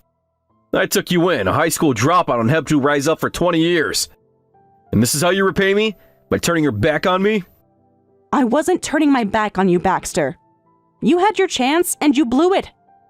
You became so blinded by your own ego that you couldn't even see it. You think I owe you for the opportunity you gave me? You only gave me that chance because you needed me, but I don't owe you a thing. I gave you everything. You've got no idea what I sacrificed for you. And now you want to act like you've earned it all by yourself? You didn't sacrifice anything for me. You kept me around because you thought I was useful to you. But you were too caught up in your own greed and insecurities to realize that. You're the one who betrayed me, not the other way around. You've got to be kidding me. I'm telling you, David would understand. He's a businessman just like you. I'll be an asset to him. This could work. Oh, I'm sure David would see right through your proposal, just like I did. You really think he'd entertain this idea after everything you've done? You're delusional. Fine. Fine, just tell him for me. You know how he thinks. He'll understand. He'll know that my experience is valuable. I don't think it'll make a difference. And frankly, I'm not sure why you even bother. But I'll go ahead and try if you want. I'm sure he'll make it happen. You'll see. He'll make it work somehow. Yeah, sure, I'll go and talk to him for you. But don't say I didn't warn you. I'll be led into this company. You'll see.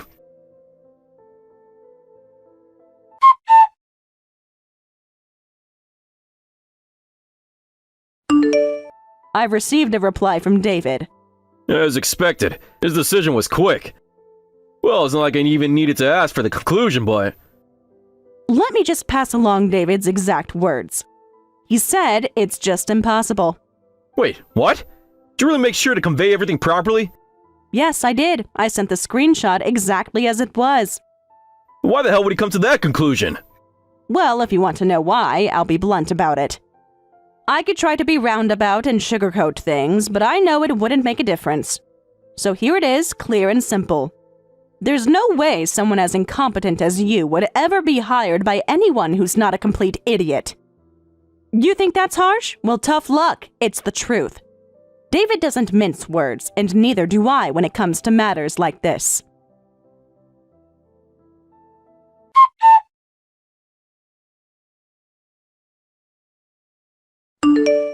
The company he originally worked for went bankrupt almost overnight, with little resistance or struggle. The president, forced into personal bankruptcy, lost everything, every asset, every piece of wealth he once possessed. It was as if everything he had built was wiped away in a blink of an eye, leaving him with nothing but his name and the ashes of his former empire. Yet, for a while, he still held on to hope. There was a certain kind of defiance in his spirit, a resilience that pushed him to keep trying.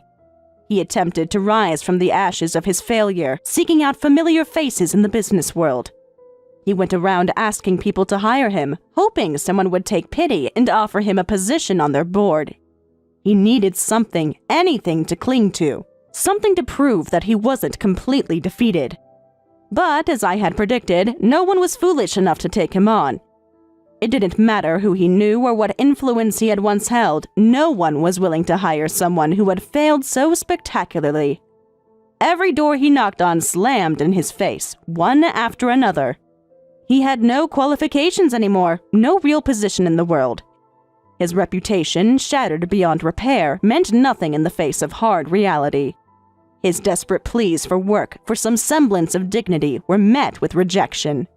Of course, his son, the one who had so confidently projected the future of the company, fell just as hard, if not harder.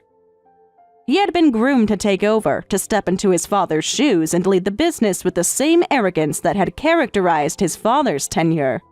But within mere months of his father's fall, the entire business crumbled and the young man was left with nothing, his high hopes dashed, his future uncertain. It was a heavy blow, and the impact hit him hard. You could see it in his eyes, the weight of failure, of being the heir to nothing but ruin. What stung even more was how he had once treated his friends, the people who had not shared his privilege or his arrogance. He had enjoyed belittling them during their university days, gloating over their lack of success while he was on his high horse, basking in the warmth of his father's business. When his friends found jobs, he would mock them, calling them cogs in the machine, belittling them as if he were somehow above it all. He found joy in their struggles, in their lack of power, thinking that his father's wealth would always keep him safe. But now, facing the reality of life without the safety net of his father's company, his pride became a prison. There was no way he could humble himself enough to find a regular job. How could he go from being the arrogant heir to being just another employee? It was beneath him, and his ego refused to let him stoop so low. The humiliation of it all was too much for him to bear. In the end, the young man retreated into himself, withdrawing from the world entirely. He became a shut-in, hiding from the reality he had once been so eager to conquer. The walls of his room became his fortress, and the outside world, with its judgments and expectations, became something he could no longer face. He sank into a kind of isolation, cut off from everything and everyone, unable to reconcile his past with his present. I'm going on a trip with him starting tomorrow. Lend me $200. What? You never mentioned any trip? I'm mentioning it now. You're telling me this now, at this hour? Do you seriously expect me to just have that kind of cash lying around? If you were a proper mother, you'd keep some cash on hand. God, you're so useless. Excuse me? If you told me yesterday, maybe I could have done something. We live in the same house. It's not like you didn't have the chance. Yeah, well, I didn't want to talk to you. How is that not obvious? And yet here we are, texting. In the end, what's the difference? Talking to you in person makes me sick. Do you even hear yourself? You're my daughter. Stop calling me that. You know, because of the way you treat me, even your father has stopped talking to me. Obviously, why would he? If I talk to Dad and the Dad talks to you, it's like I'm talking to you by extension. And I'd rather die than have anything to do with you. Do you even realize how ridiculous that sounds? I married your father. I'm part of this family. I raised you. You're not my family. You never were. Piper. Don't say my name. Why are you like this? What did I do that was so unforgivable? Like I'd bother answering that. Just hurry up and get the money. You've been ignoring me for 15 years. 15 years! Do you have any idea how painful that is? Yeah, probably as painful as having to live with you. You can't mean that. Of course I do. If I didn't, I wouldn't be saying it. I still take care of the house. I still cook, clean, and make sure you and your father have everything you need. Even after all this. No one asked you to. And yet, if I didn't, this place would fall apart. So, not my problem. You're not even my real mother, so why do you even care? Because I love you. God, that is so disgusting. I think I'm going to be sick. Piper. Don't. You're 25 years old. Do you realize how childish you sound? And do you realize how annoying you sound? You're not even my real parent, so don't act like you have the right to lecture me. You weren't always like this. When I first married your father, you liked me. You used to talk to me, laugh with me. What happened? Who cares? I care. Tch. One day, out of nowhere, you just stopped speaking to me. You started leaving notes instead of saying things out loud. Since then, I haven't really heard your voice properly. I don't know what you think, what you worry about. I don't know anything about you anymore. Because I don't need you to. How many times do I have to tell you? Stop acting like my mom. If growing up in this household, in this silence, is what made you talk like this, then maybe I failed you. Are you serious right now? I talk normally at work. It's just you. You're the only one who gets this side of me. So you do know how to be respectful. Obviously, but you don't deserve it. Right. Oh, actually, I have one more request. What now? Can you stop looking at me? What? Your gaze makes me sick. Anyway, hurry up and go to the ATM. Piper. Oh, and don't say my name. My real mom gave it to me. I don't want it tainted by your voice.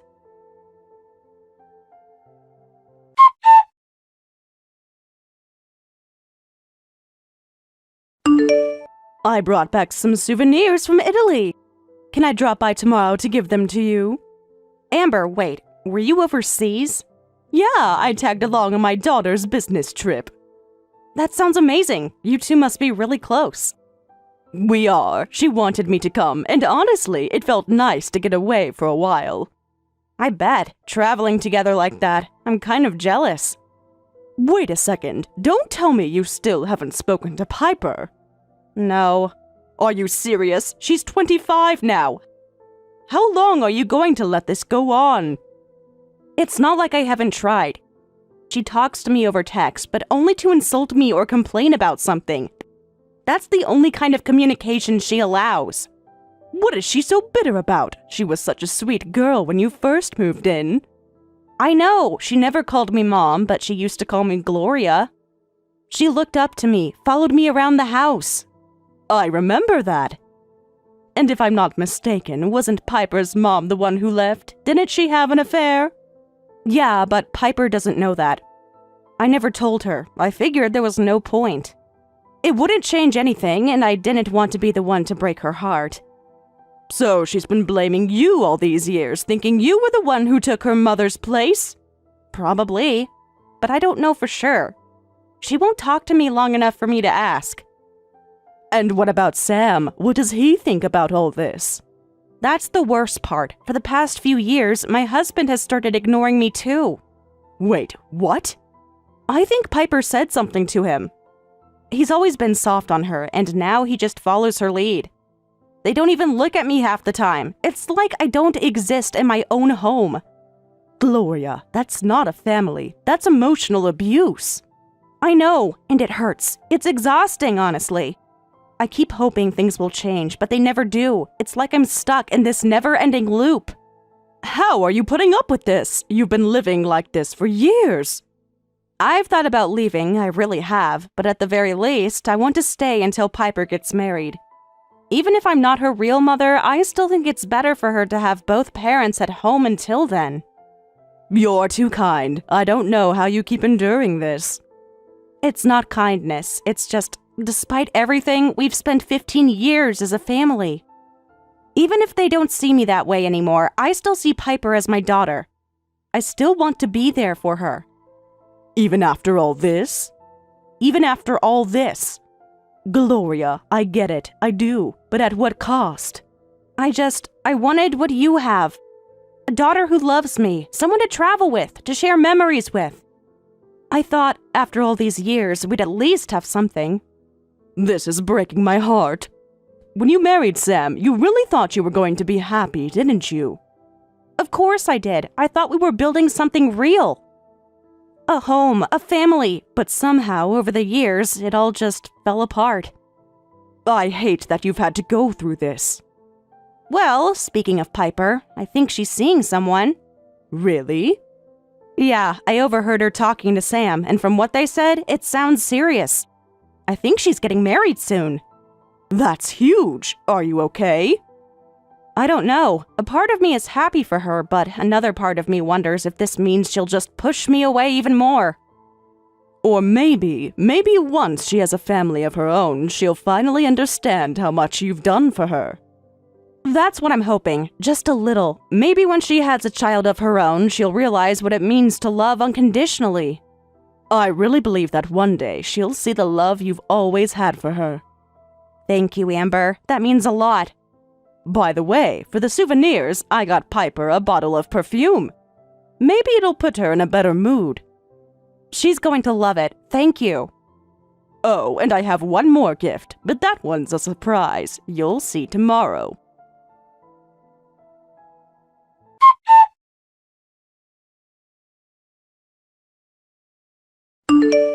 Why did you call her over here like that? Who are you talking about? Your sister, of course. Who else? What? You were so happy to get a souvenir from her. She even greeted you properly and had a nice conversation. I was glad to see that. Don't make me laugh. I only tolerated all that because I had to keep her around. She's there as a contributor to the wedding money, and that's it. What do you mean? I'm getting married. Wait, really? You're getting married? Congratulations! Don't congratulate me. Your words just make everything feel worse. It ruins the joy of it all. I don't understand. Why? Because I know what's coming. You and your family are going to shower me with your money, right? All that money from your relatives. It's not about the wedding. It's just about money, and that's the only reason I'm playing nice with her. You did all this just for the money? Of course. Why else would I bother? I even threw out that disgusting perfume she gave me. How could I stand the smell? No way. You're lying, right? I'm not lying. It was revolting. And that dress she left behind, I tore it up and threw it away without a second thought. What? You did what? Yes, I ripped it up and tossed it in the trash. Huh? What was I supposed to do with it? It was ancient and hideous. It looked like something from another century. And what was she thinking, saying you can wear it for the next event? You and your sister have absolutely no taste when it comes to fashion. Hold on a second. Are you joking? You can't be serious. She said something like, after you, my daughter will wear it next. Can you believe that? Like I'm supposed to reuse something so cheap. It was insulting. My sister didn't force it on you. She told you you could wear it if you liked it. Well, I didn't like it, so I got rid of it. You don't need to know the rest. You could have just returned it. That dress was a precious family heirloom from our grandmother. I wore it when I married Dad, and we even took pictures in it. Do you even realize the value of it? That's the exact reason I couldn't wear it. After you wore it, there's no way I'd touch it, not even with 100 dry cleanings. Then you should have just told me, not thrown it away. How could you do something like that? I didn't have a choice. I can't talk to you, can I? It's not like you'd understand. I couldn't do it any other way. The only way to show how I felt was through my actions. You could have said something through a message at least. What am I supposed to tell my sister? How am I supposed to explain this? You're really crying over an old dress like that? Just stop. That dress was no ordinary dress. It wasn't something from just any store. You have no idea what you're talking about. What do you mean by that? Let me explain something you clearly don't know. My grandmother was once in England working with the royal family's tailor before she went off to start her own business. She was part of their circle. Wait, are you serious? I didn't know that. That dress, the one you threw away so carelessly, was one of the gifts she received from royal family members. It's a part of history. Oh, wow. That dress is over 200 years old. It's beyond priceless. It's something you can't even put a price on, and now look at what you've done to it. Hold on, does it really go beyond anything we can imagine? I don't know, but I can tell you this. If we took it to an auction, someone would pay anything to get their hands on it. Woohoo! Big money incoming, right? Wait, what? Are you really saying you tore it up on purpose? No, I told you already, didn't I? My niece might want to use it. I didn't destroy it for no reason. I couldn't care less about what you say now. Please just stop. You don't understand. If my sister decides to go to the police over this, it's all over for you. You'll end up with nothing. Wait, are you serious? Yes, I'm serious. You have no idea how important that dress is to me. If you want to avoid jail, you'd better stop right here and do nothing else. Fine. You're such a cheapskate. I can't believe this. Do you really want to be the one who gets arrested before the wedding? Does that sound like a good idea? You're only making it worse for yourself. If you understand the situation, then just give the dress back. I'll hold on to it for now. But it's not going to be returned until I see what you do. It all depends on how you act next. What are you even talking about? What do you mean by that? It's simple, the wedding gift. If it's cheap, I'll just sell it. That's what'll happen. I promise I'll make the gift proper. I'll take care of it. Just keep the dress safe for now, please. Fine. But you're making this so much harder than it needs to be.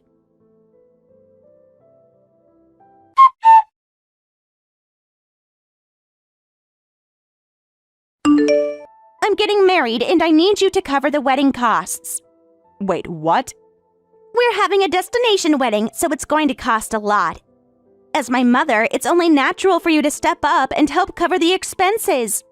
You're planning to get married and you don't have the money to even pay for your own wedding? I'm counting on you to pay for it, of course. Who else would? What about the groom? Is he not contributing anything? That's the thing. What he's offering still won't be enough, and that's why I'm asking you. You're my mother. You should be supporting me, right? How much are we talking about here? The total wedding cost is around $200,000, and I'll need you to contribute about half of that, so around $100,000. $100,000? Are you out of your mind? No, that's absolutely impossible. What? Are you seriously telling me that you can't afford a decent wedding for your own daughter? After everything I've done for you? That's not it, but doesn't this cost seem way out of touch with reality? I mean, you're asking for more than what most people could ever dream of spending on a wedding. Oh, so now I'm just a commoner to you, huh? Is that it? I'm saying that I simply can't afford to pay that much. A wedding doesn't need to be that extravagant. Oh, I see. So you think I should settle for some low-budget wedding, something that doesn't reflect how much you love me, huh? No, that's not what I meant. It's just that a wedding doesn't have to be this over-the-top to be meaningful. Well, that's rich coming from you. So it's all about what's practical and reasonable now, huh? Does that mean all the love you've supposedly had for me all these years was a lie? That's not what I said, and you know it. I've always loved you, but this wedding, this needs to be something the two of you decide together. It's your future, after all. Ugh, there it is again. I can't stand this. This is exactly what's always been so irritating about you. You're so detached, so practical all the time. You have no idea. I'm offering to pay what I can, but I just don't think it's reasonable to expect someone as young as you to get married with a $200,000 price tag. You don't get it at all. It's not just about the wedding, it's the entire experience, the trip, the venue, everything. These things cost a lot of money, and I'm not going to apologize for wanting it to be perfect. If it's all about the money, then I'll pay for my family's portion. That's me, your father, my sister, and the nieces. Wait, hold on. What? You're seriously coming to the wedding? Of course, I'm your mother. I'm coming to your wedding.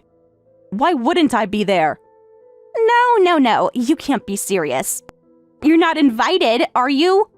Why are you so worked up over this? You're not even supposed to be part of it. Wait, so you want me to pay for everything, but I'm not even allowed to attend? Is that how it's going to work? Yeah, that's exactly what I'm saying. You don't need to be at the wedding, but you have to pay for it because you're my mother and it's what you should be doing. You think I'm going to agree to that? You're really asking me to foot the bill while you just stay at home and enjoy the show? I'm telling you, I'm your mother and I should be there. This is my daughter's wedding and you can't exclude me from that. I can't believe you. You actually think that you're going to have a say in this after everything? I don't care if you think this is your daughter's wedding. You're not invited, period. What are you even getting so worked up about? Stay out of it. If that's the way you feel, fine. But I'm not backing down on paying. It's what's right. This is what's necessary. I've had enough of your ridiculous demands. I've been trying to be patient with you, but no more. I'll sell the dress if I have to. You promised you wouldn't do that. Did I? I don't remember promising anything. You don't understand the significance of that dress. It's not just some random piece of clothing. Well, if you didn't want me to do this, you shouldn't have brought it to me in the first place. If If you're so sentimental about it, then you should have kept it. Don't blame me for your mistakes. My sister said she would lend it to you. If you sell something that's borrowed, you do realize that's illegal, right? Do you really want to get involved in something like that? If you don't want it sold, then you better come up with $100,000. That's the only way this ends. Why is it that no matter what I say, you never understand? You need to know, once the wedding is over, I'm going to need you to leave. Wait, what? What do you mean I have to leave? I'm starting a new family, and you're not going to be a part of it anymore. It's not personal. I just don't like you anymore. Why are you saying that? What happened? Why do you want to kick me out? I don't mean anything deep by it. I don't even need a reason. I just don't want you around anymore. That's the way it is. If I've done something to upset you, I'm sorry. But really, you have to explain. What's going on? Why are you so angry with me? Do you remember the first parent-teacher conference when I transferred to my new school? Wait, what? I'm sorry, I don't really remember what happened that day. You don't? That was the first time I had a conference after I transferred, and you promised you'd come. But you didn't show up. Oh, I see. That was a mistake. It wasn't just that. I was still new to the school, and everyone knew I wasn't your biological daughter. They made fun of me, saying things like, she's not even your real daughter, so she's not important enough to come to her conference. Oh no, I had no idea. I'm so sorry. You told me you'd come, but you didn't. You broke that promise, and that's when I decided I could never trust you. You failed me in a way I can't forgive. I won't make excuses. I know I was wrong. Please, believe me, I didn't mean to hurt you. It doesn't matter now. You can't apologize for something that happened so long ago. You won't get forgiveness for this, not from me. I'm sorry, I really am. Piper, please, I never wanted to hurt you.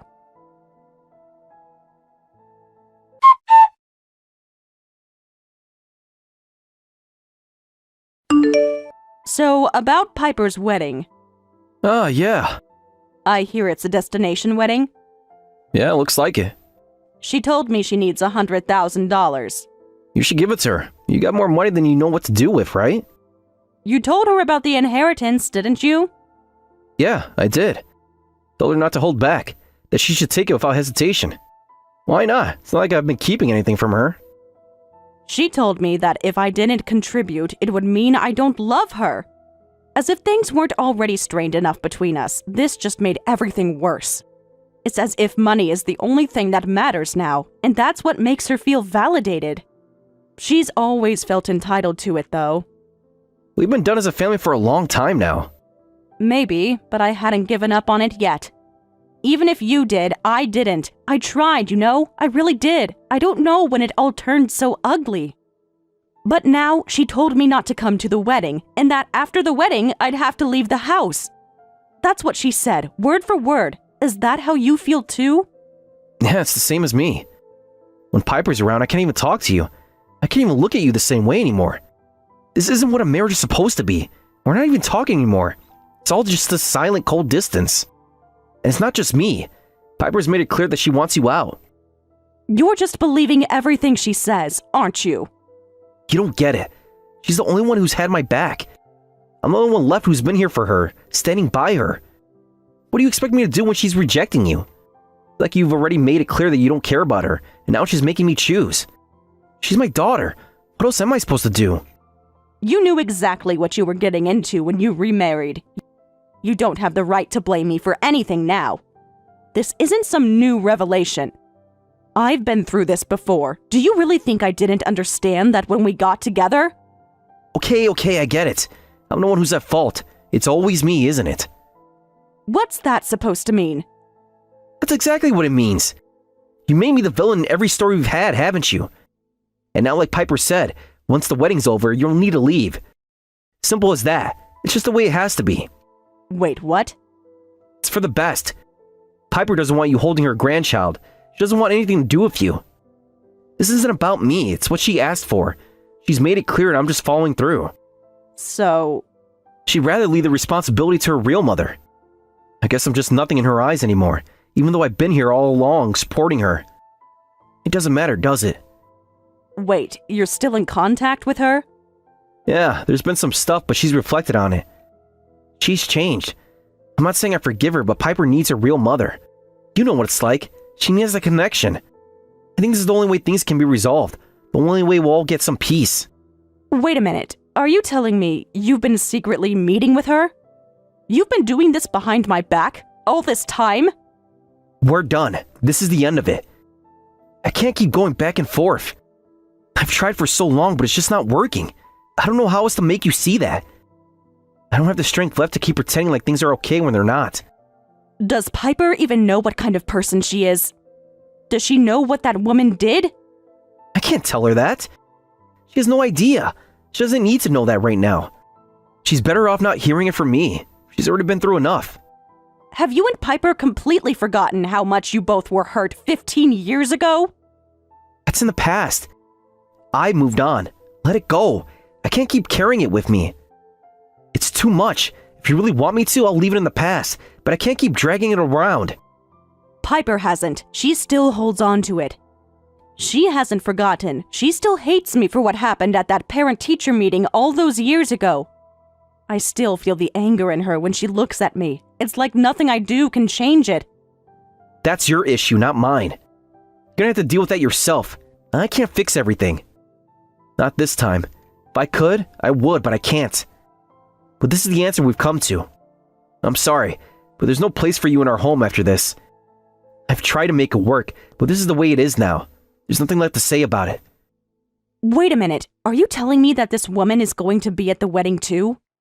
Is that why you're telling me not to come? Yeah, it's bad enough for one mother to show up. Two is just too much. I don't want to make things worse than they already are. I see. Fine, I'll just leave then. I guess when I've been humiliated like this, there's no point in staying. You've made it clear what you want, and I'm not going to beg for a place where I'm not wanted. Good. Glad you understand. This is the best decision for all of us. Maybe it'll give us all some room to breathe. Some space to figure things out with any more tension. I'll still give her a proper gift. I think it's the last thing I can do as a parent. I'll give enough to make sure it's enough. Tell Piper that from me. Even if I'm not there, I'm not going to leave her without something, without showing that I care in some way. Thanks. I appreciate it. It's the least you can do. Is that really the last thing you have to say? You're being pretty cold about it. After all of this, that's all you can muster? That's all you can offer? What do you want me to say? You've done the cleaning, the laundry, the cooking. I'm grateful for all of that. Is that good enough for you? Because I don't have anything else left to give. I don't know what else you're expecting from me. Then you should have just hired a housekeeper. You should have just brought in someone else to deal with everything instead of expecting me to do it. Yeah, I guess so. That's probably the smarter move. But it's too late for that now, isn't it? Goodbye. I'll be out of here within 3 days. Thanks for everything. It's been something, hasn't it?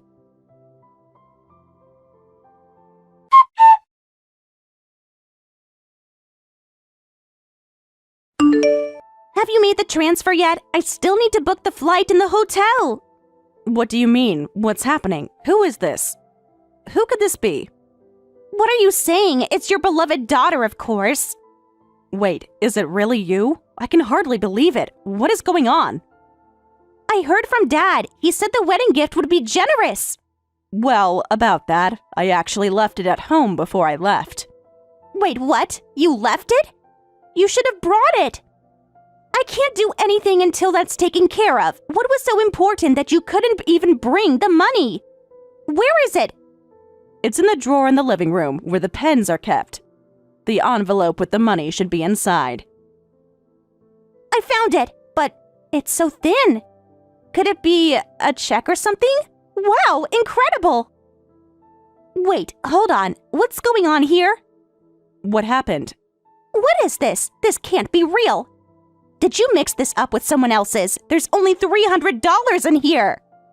No, this is correct. Congratulations on your wedding. Huh? What are you thinking? This amount isn't nearly enough. It's barely anything at all. How could you possibly think this would be okay? It's the usual amount for giving a gift at someone else's wedding. You really shouldn't worry about it. Please, don't hesitate to take it. Wait, are you joking right now? Are you serious? I told you we were having a wedding abroad, didn't I? I said it was going to be extravagant, and now this? That sounds wonderful. What country is it in? I won't be able to make it, but anywhere is fine. I'm sure it'll be beautiful no matter where it happens. Why are you talking like that? Why do you sound so detached? What's wrong with my words? I'm just speaking the truth. You're a stranger to me now. I don't have any obligation to be close to you anymore. After everything, it just doesn't feel right. Because you're a stranger to me, you're no longer my family, and that's how I have to treat you. You've been my mother for 15 years, haven't you? And now you're treating me like this? What do you want me to say? You and your father chose to leave me behind. You walked away from me, and I was left with nothing. Don't act surprised that I've changed. The truth is, this is the reality now.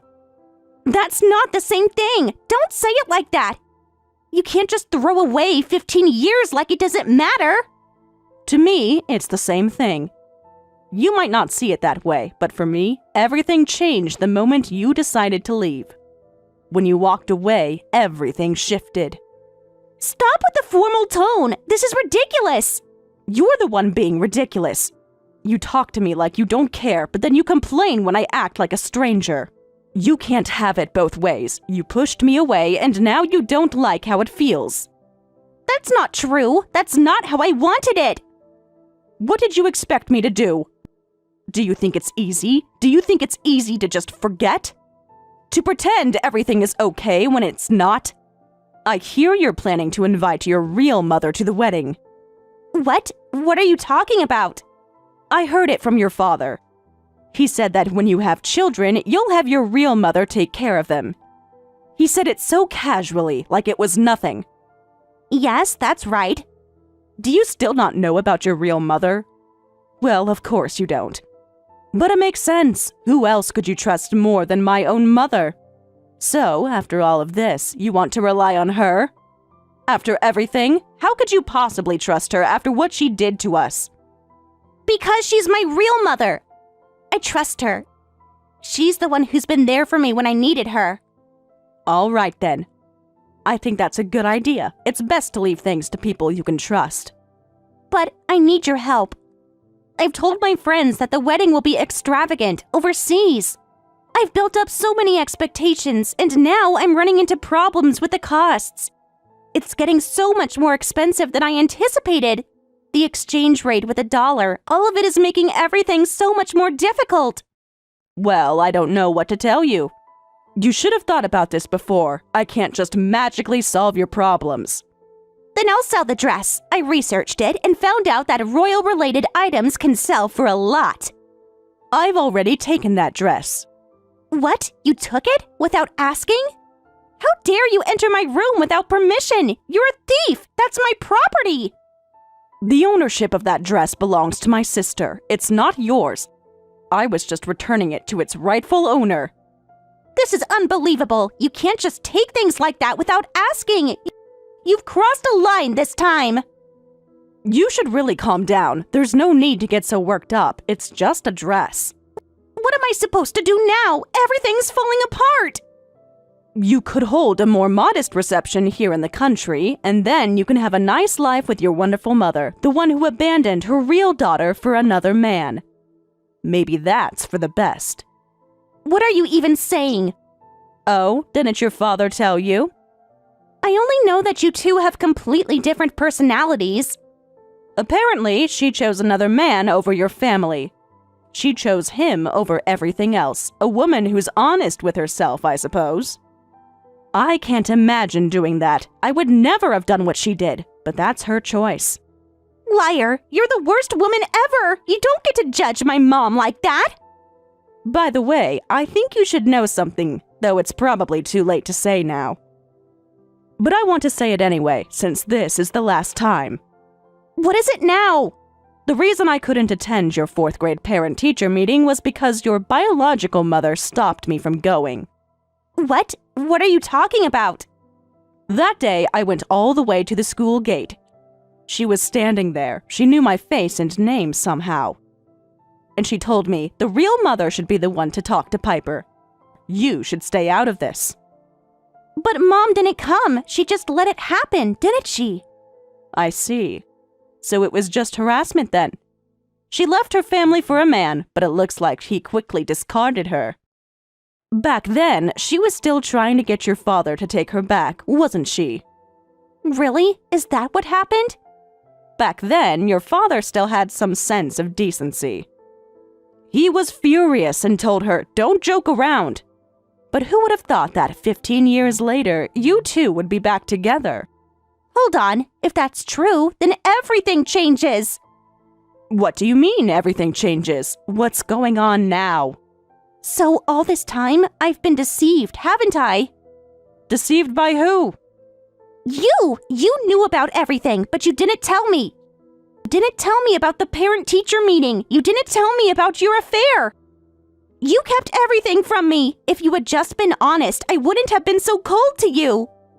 You're saying I was wrong for not telling you? Do you really think I wanted to burden you with all that? But it wasn't fair. How was I supposed to know? I just wanted to be your mother. I wanted to protect you. I promised myself I'd never leave you. I thought I would never make you feel abandoned again. I thought we could rebuild what was lost, but I see now it was never going to happen. But it's too late for that now, so I'm going to keep moving forward. I can't keep dwelling on the past. It's time to look forward. I hope you find happiness. I really do. Wait, don't leave me. Please don't go. Spilled water cannot return to the bowl. Those words may not seem fitting coming from a mother, but I don't know what else to say. Goodbye. Wait, you're coming back, right? You always forgave me no matter what I said. You've always been the one to give in. Please, just come back. You can't leave me like this. Oh, wait, just give me 3 days. Come back, please.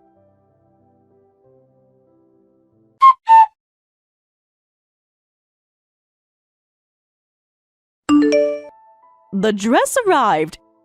It's perfect, just like you worried. There are no stains, no tears, no damage whatsoever. It's in immaculate condition. I'm really sorry it took so long. I've been completely swamped with unpacking and settling in after the move. It's been non-stop, and there's just been so much to handle, so I really appreciate your patience. But honestly, it's such a relief to know the dress is fine. I took a quick peek at it myself, but it's so intricately decorated that I couldn't even make out every detail properly. The craftsmanship is so delicate and beautiful that I couldn't really get a good look at the whole thing. This dress, it's the one that your grandmother wore, your mother wore, you wore, and now I'm wearing. It's such a significant family heirloom, don't you think? I know there's no grand superstition tied to it, nothing extravagant like some people might believe about wearing an old family dress, but it still feels so special. Wearing it really makes you feel that strong connection to everyone who wore it before you. It's more than just a dress. It's a tangible symbol of the bond between all of us, the generations before and after. It's a reminder of all the women who came before me, and now it's my turn to carry it, to add my own history to it. It's such a precious, irreplaceable piece that's meant so much to our family for so long. Yeah, it's incredible to think of it that way. And speaking of future generations, I guess next it will be Rachel's turn to wear it, right? Oh, Rachel, our daughter is a bit of a workaholic, you know? She's completely absorbed in her career right now. Honestly, I don't think she's planning on getting married anytime soon. It's been years since she's mentioned it, and she just seems so focused on her professional life. It's almost like she doesn't have time for anything else. Haha, oh, it's kind of funny how determined she is to build her career before thinking about anything personal. But hey, that's her choice. She's still young, and there's plenty of time for her to find the right person when the moment is right. I see. Yeah, it's funny how people's priorities can change over time. I guess it's not all about getting married for everyone. Some people have different ideas of what's important at different stages of their lives. So, Piper, about the wedding, how did it all turn out in the end? Did you go through with it?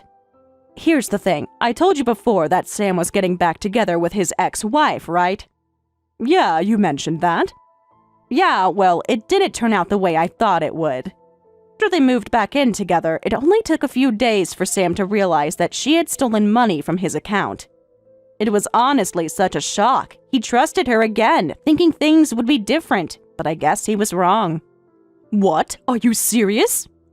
I am, and it gets worse. Sam had never bothered to change the PIN to his cash card, even though he'd had access to it for years. And so his ex just kept using it like she always had, and when he wasn't paying attention, she took advantage of that. She withdrew the daily limit of $5,000 over the course of a few days, and after about a week, she was gone. Just like that, she vanished without a trace. I can't believe that. That's just unbelievable. Yeah, it was really hard to believe. But in the end, it seemed like it was meant to be. After everything that happened, they decided to cancel the big wedding reception and just have a small domestic one instead. But of course, they didn't have the funds for it, so they turned to the groom's side and asked them to cover all the expenses. Well, they didn't take kindly to that request. They got furious and demanded that I pay my fair share. The whole thing blew up, and in the end, it just fell apart. It was like everything was against us. That's a disaster, honestly. What a mess. I know, it's like every step of the way something went wrong, but in a way, it was for the best.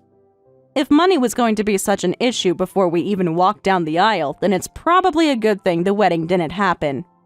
For Piper's sake, too. There's no point in marrying someone when the foundation of trust and honesty isn't even there. Wait a second, though. Are you still speaking like a mother here? Oh, you're still sounding so protective. It's like you haven't let go of that role. Oh, I guess I did. I can't help it. It's just that no matter how much time passes, I still care about her. I still want what's best for her, even if she's not with me anymore. I guess that never really changes, even if we're not physically together. I know she's made her own choices, and I have to respect that, but I still care deeply about her well-being. Oh, you're still such a caring mother, even after all of this. It's amazing. Well, what can I say? I guess it's just who I am. But for now, I have to step back. I know she has to learn the hard way. I can't save her from the consequences of her actions anymore. She has to realize what she's lost on her own. That's the only way she'll ever really understand the impact of her choices. And when that day comes, I'll be at peace with it. I'll be satisfied knowing she's grown, even if it's been a tough road for her. That's truly admirable. I can't say I would have the same strength in your shoes. It's not easy, I'll tell you that, but I'm trying my best.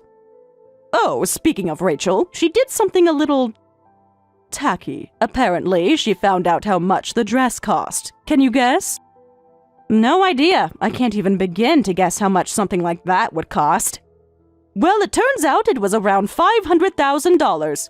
Can you believe that? I mean, obviously I won't sell it. It's priceless to me. Just thinking about how much it's worth is mind-boggling. Wow, that's beyond surprising. I know, right? It's just a dress, but it holds so much sentimental value. It's like everything about it is tied to our family history. We'll have to stick around long enough to see one of the grandkids wear it one day, right? No one else is getting it until then. Oh, you're right. It's so important. Gloria, you know what? There's so much more joy ahead for us. I just know it. I really hope so. I could use some good news right about now. Speaking of joy, I've got a little suggestion for you. Next month, our daughter is going to Paris for work. How about we go with her? We could make a little trip out of it. That sounds amazing. I'm definitely in. I've always wanted to go to Paris.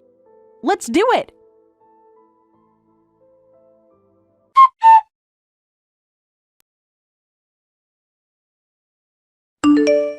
After I left, the house became a wreck.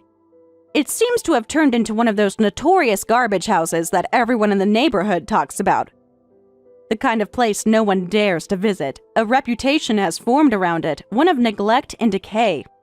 I can imagine it now, the overgrown yard, the pile of unsorted junk in the driveway, the broken windows. It must be an eyesore, but I suppose that's what happens when someone like him is left in charge of a home.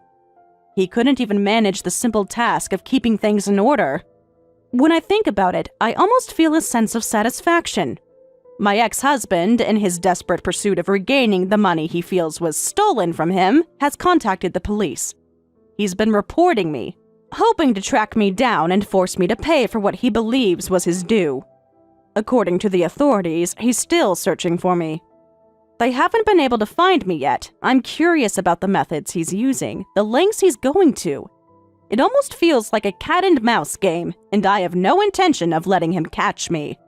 The amount that was taken, the sum he's obsessing over, is $50,000 after subtracting the share I was entitled to.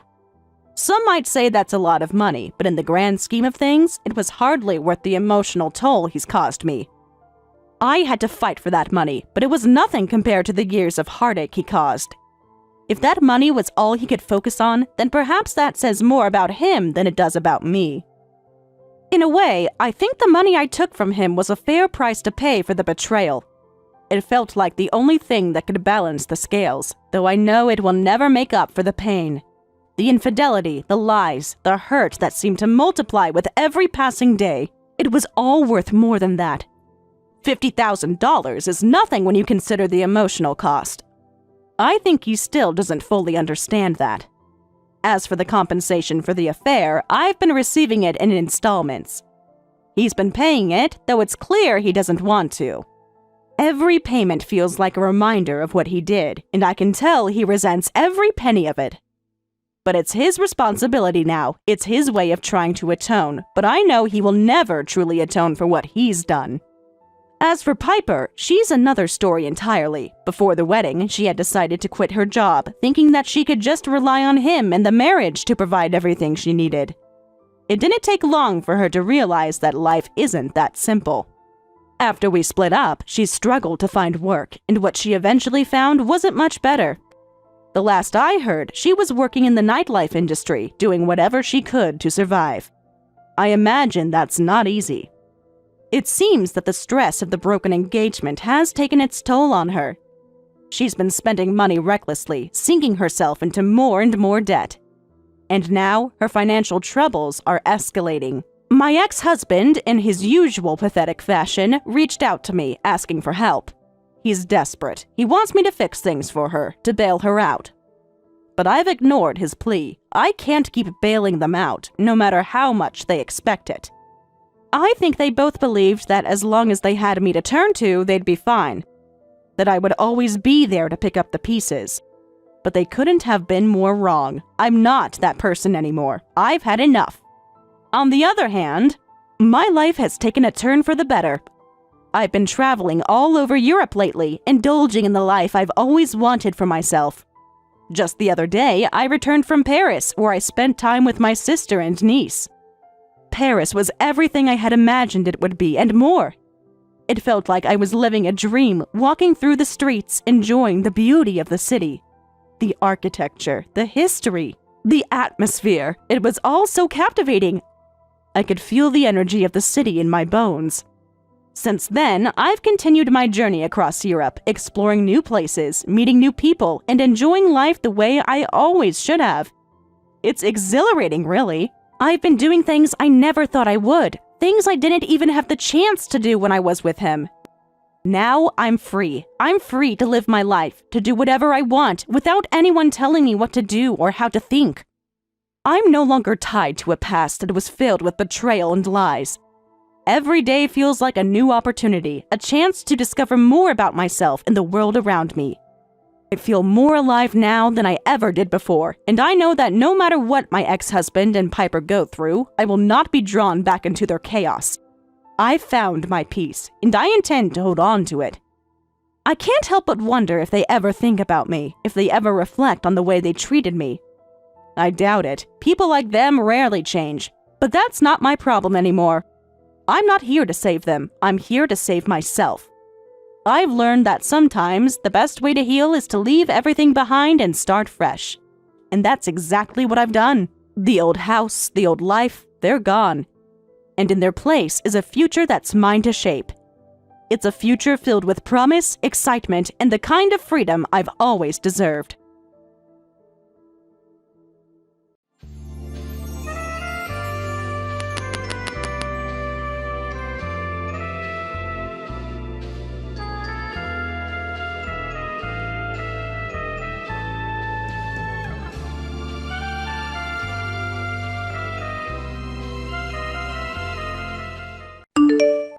Chris, why did you suddenly say something like that? Do you really want to get a divorce as badly as you made it seem? Suddenly? You think it's sudden? That's just your perspective. You really don't realize it, do you? You're the kind of person who has no clue when they're being abusive. And that is why I finally found courage to leave you. Abusive? Me? What are you even talking about? Don't play dumb. No, honestly, you probably don't even realize you've been abusive. But I've been suffering under your behavior for so long. Wait a second. I admit there were times I was harsh on you. But it went both ways, and I don't think I ever did anything so bad that you could call it abusive. That's exactly it. That's your version of the story. Even when I told you I was exhausted and barely holding on, you still demand I do chores. You didn't even wash my clothes in the laundry. You kept yelling at me to earn more money. And then you stopped cooking meals for me altogether. With treatment like that, how could I not start thinking about divorce? What are you even saying? Hold on a minute. Yes, I guess that's how it ended up, but before it got to that point, I told you plenty of times, didn't I? I told you there was an order to the laundry and to stop randomly using the machine. But you ignored me and used it anyway, so I had to stay up late to wash the things that really needed to get done. That's why I stopped doing your laundry and told you to handle it yourself.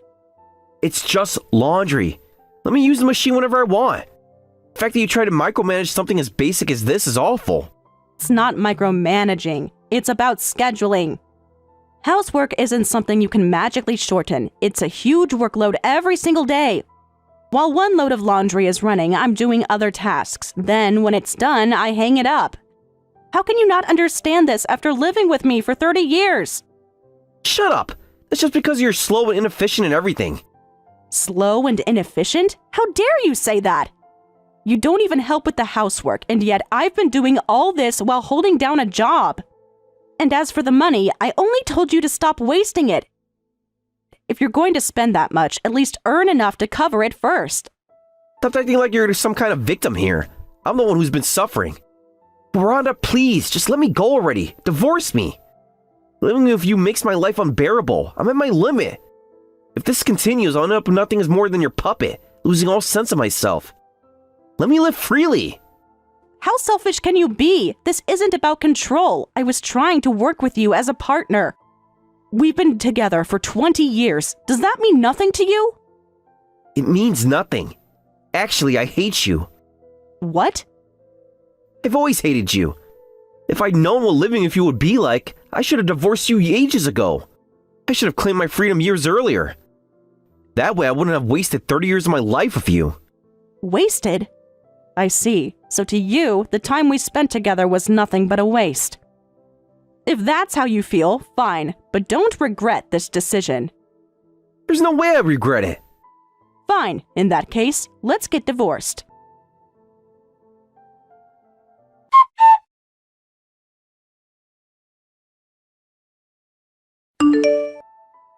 What the hell was that earlier? Why were you getting picked up in a limousine?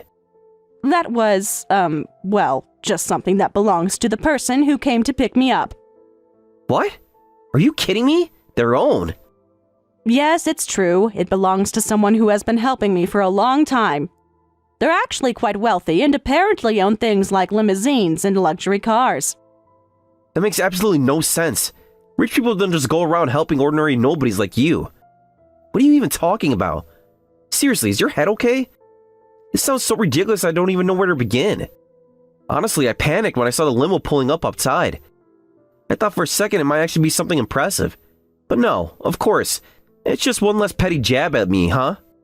One final stunt to try to get under my skin. You really couldn't resist, could you? That's a pretty harsh way to put it. Do you really mean it? That there's absolutely no love or care left for me? After all, we've been living together for 30 years. Are you saying there's not even a shred of anything positive left between us? Nope, not a single shred. Looking back on it now, those 30 years were nothing but pure hell for me. Honestly, when I think about it, it's just bad memory after bad memory. Kind of stuff I now want to revisit again. So yeah, get out of my life already. The sooner the better.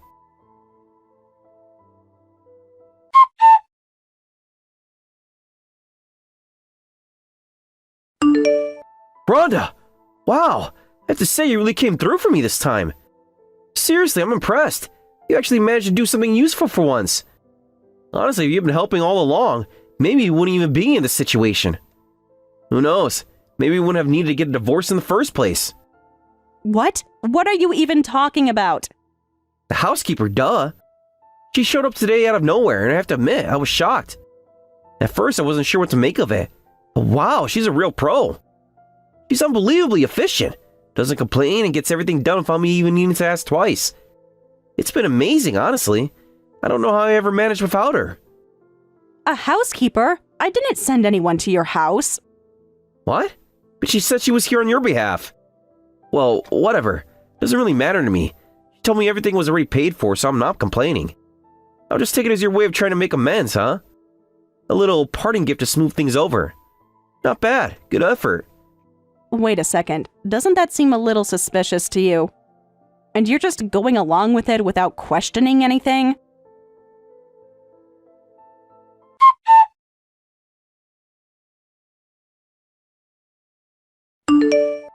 So, I just got a text from him about something. This wasn't you, was it? Oh, it absolutely was me. I knew it! What are you even thinking? What are you trying to pull here? What do you mean, what am I thinking? I simply thought it would be a good opportunity for him to realize just how much you've done for him over the years. Don't worry, I'm not doing anything illegal. It's all legitimate. I'm providing proper housekeeping services and everything is above board. There's no need for you to stress about it, okay?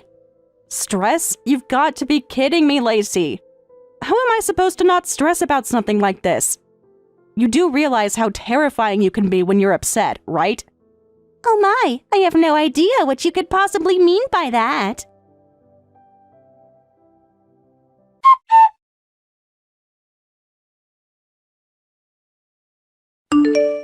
Hey, can you get in touch with that Lacey woman? She just vanished all of a sudden. Oh, so now it's convenient to contact me? You unilaterally divorced me, yet you only reach out when you need something. How ridiculous. I don't believe I owe you any kind of response. Shut up! You're the one who sent her, so you're the only one I can ask. I've been trying to contact her, but she's ignoring me. For the last time, I told you I didn't send her. Why don't you get that? Anyway, what do you need from Lacey, and what exactly do you mean by disappeared? She just stopped coming out of nowhere. Until yesterday, she was handling all the housework and everything else for me. Well, I guess it's time for you to start taking care of things yourself then. Don't be ridiculous. My relatives are coming over in 5 days. Ah, yes, the famously perfectionist parents of yours. I can see why that might be a problem. Exactly. Can you imagine what they'll say if the house was in shambles? This is all your fault. That helper you sent did a half-baked job, and now I'm left in the lurch. You should come over here and take care of the cleaning yourself. Excuse me? What are you even talking about? Have you lost your mind? Why would I come over to help you? And need I remind you that, according to you, I'm the woman who supposedly tormented you for 30 years with emotional abuse? Why are you even thinking about asking for my help? Isn't that completely contradictory? Normally, you wouldn't even want to speak to someone like me, let alone rely on them. That's, not the point. Let me guess, you told your parents that everything is perfectly fine at home even after the divorce, didn't you? Just like always, you've been putting on a facade to maintain appearances. Back when we were married, you loved playing the role of the perfect husband who could manage everything, including housework. Meanwhile, I was the one doing all the actual work. Hey, I helped out with housework sometimes. Oh, is that so? Then you should have no problem handling things on your own now. Don't drag me into this, although, to be honest, I doubt you'll manage. A man who couldn't even put a single sock in the laundry basket when asked repeatedly isn't exactly cut out for household chores. Damn it, you're absolutely useless. Coming from you, the most incompetent person I've ever known, that's a laughable thing to say.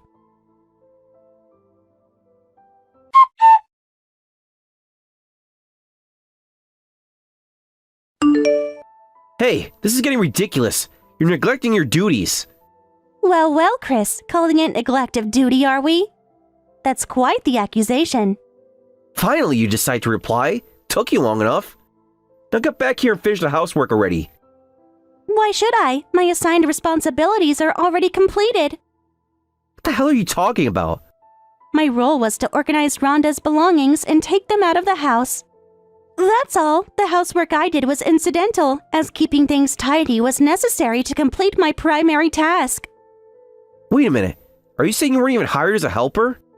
I never said I was. If you recall, I clearly explained at the beginning that I was there at Rhonda's request to sort and pack her things.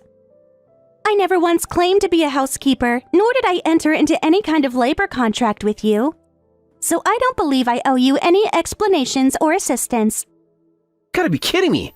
You have any idea how much trouble you caused me? I believe your relatives are coming to visit soon, correct? Why not simply show them the house as it is? During my time there, I observed that you are entirely incapable of managing even basic household tasks. Why not let them see the truth? I could handle it if someone just taught me how to do it. Oh, is that so? Very well, let me give you a brief lesson in household management. Let's start with laundry. Contrary to popular belief, it's not as simple as tossing everything into the washing machine and pressing a button. What? Isn't that the whole point of having a washing machine? Not quite. While the washing machine does handle the washing and drying processes, there's much more to it.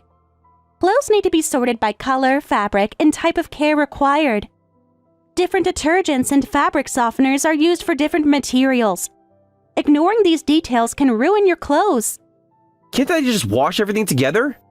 Oh no, if you do that, you risk colors bleeding, fabrics shrinking, or clothes becoming wrinkled beyond repair.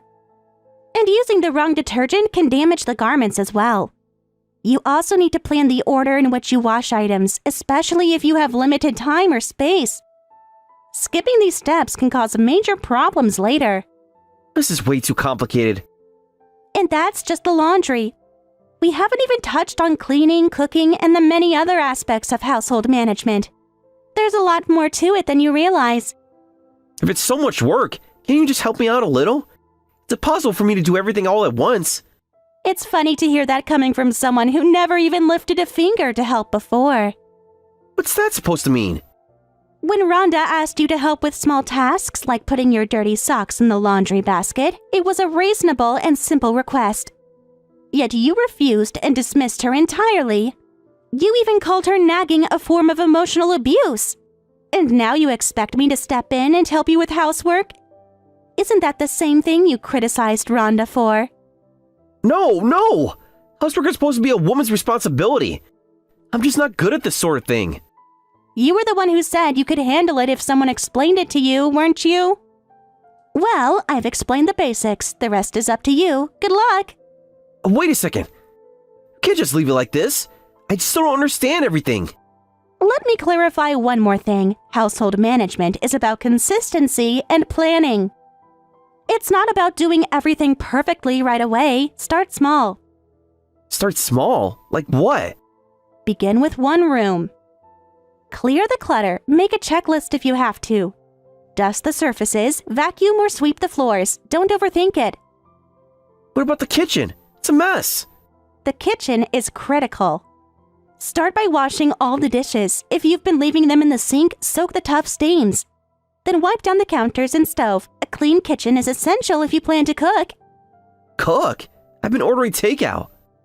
How's that working out for you? Expensive and the portions are tiny. Then learn to cook. Start simple. Scrambled eggs, sandwiches, maybe some pasta. You don't need to be a chef overnight. This all sounds exhausting. It is, but it's necessary. Welcome to the real world. Now, if you'll excuse me, I've got things to do. Good luck, Chris. Wait! Don't go just yet. I really need help. Can't you just come back, please?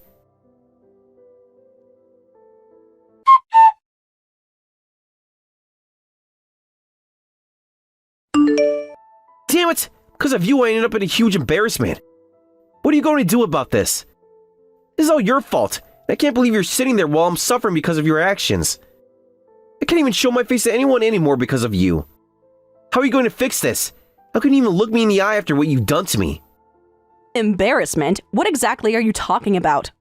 What happened? Did someone say something to you? My parents, for one, said they knew this would happen with you.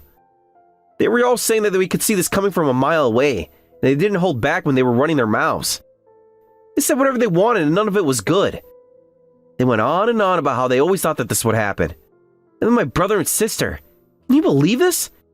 They brought their kids over, and the first thing that they said was how dirty and messy the house was. My kids were so embarrassed. Even my nieces and nephews started making fun of me, saying they needed to clean up and organize the room. It was humiliating. You know what? It's all your fault. You never bothered to teach me anything about housework before you decided to leave. If you'd just taken the time to show me, none of this would have happened. Hold on a minute. I did teach you how to do housework. You forgotten all the lessons I gave you? What do you mean? What are you talking about? I taught you everything you needed to know. I showed you how to use the washing machine, how to clean the house properly, everything. But you didn't listen. You were too busy thinking that you could figure it all out on your own without asking me. You thought it would be easy, that you could just do it if you tried hard enough. But you didn't, did you? You didn't take it seriously, and now you're paying the price for it. This mess is entirely your fault. You're absolutely kidding me. You're saying it's all my fault when you didn't even teach me the right way? You really think that? You seriously expect me to believe that this is all on me? If you'd just taken the time to explain everything properly, I wouldn't be in this situation. I'm not kidding you. It's the truth. I did teach you, but you were too stubborn to listen. You thought you could do everything on your own, and look at where that got you. Don't you dare blame me for your laziness. The fact that you never learned anything isn't my fault, it's yours. And don't even start talking about me being the problem. You're the one who wanted a divorce, not me. You're the one who decided to break this family apart. So don't come crying to me now, pretending like I'm the villain. You have no right to do that. Shut up!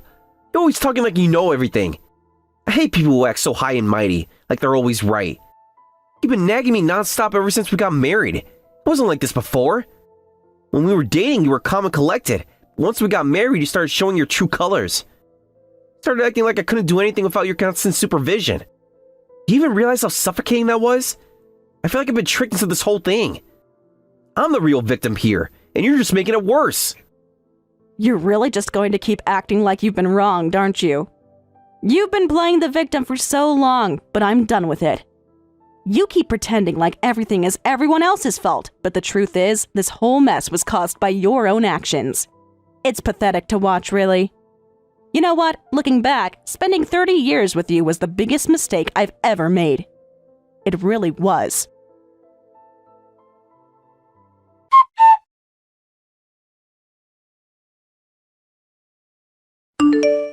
Damn it, damn it! What the hell did you do to me? Now because of you, I've lost everything.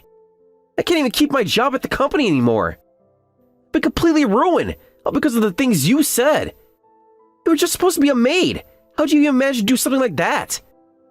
Oh, Chris, it looks like the situation was handled properly, and I'm glad to see that action was taken. It's a relief to know that everything's been dealt with. You've ruined my life. Now people at the company are saying that I'm a sexist, that I'm some kind of misogynistic monster, all because of what you told them. You have any idea how bad this is for me? I can't even walk into the office without being judged. You've turned my life into a complete nightmare. Well, isn't that the truth? I made sure to let your company executives know exactly what was going on, so I'm not surprised. What do you mean by that? Why'd you even do something like this? Why couldn't you just have stayed out of it? Well, you see, I happen to be a major shareholder in the company. What? Major shareholder? What are you talking about? Oh, didn't Rhonda explain that I'm wealthy? I even arrived in a limousine to pick you up, but you never seemed to understand what was really going on. Wait, was all that true? Yes, it's absolutely true. I understand it's hard for you to believe that someone wealthy would work as a maid, but let me explain. I was originally an investor and made my living through stocks. I had a family, husband, children, but I lost them all in an accident. It was a devastating time in my life. Why would someone like you be doing something like this?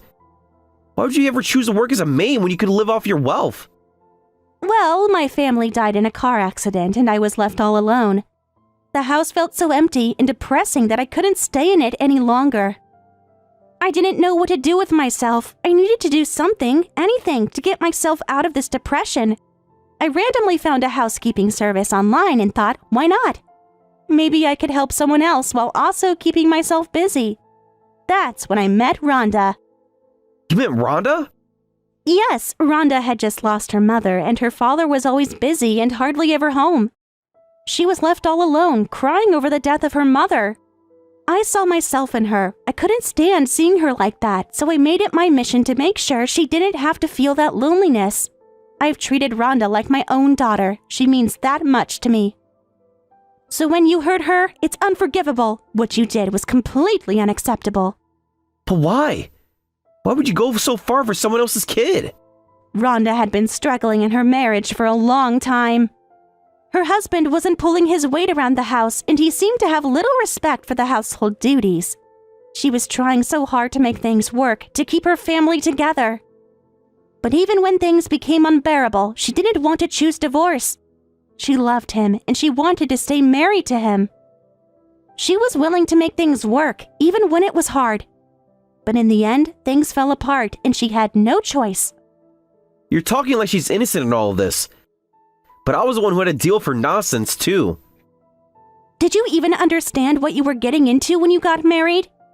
Did you go into it with any kind of serious commitment? You were strangers before you got married. There's no way everything could go perfectly.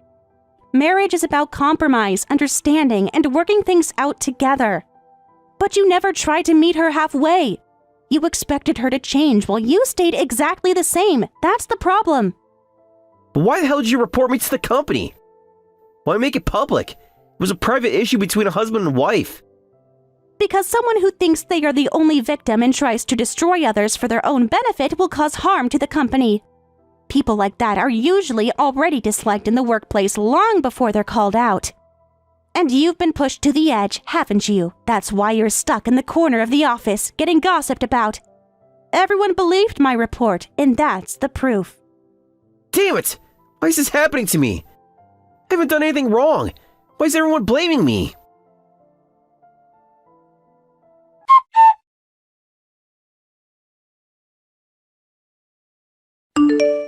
Rhonda, please stop being upset and come back home.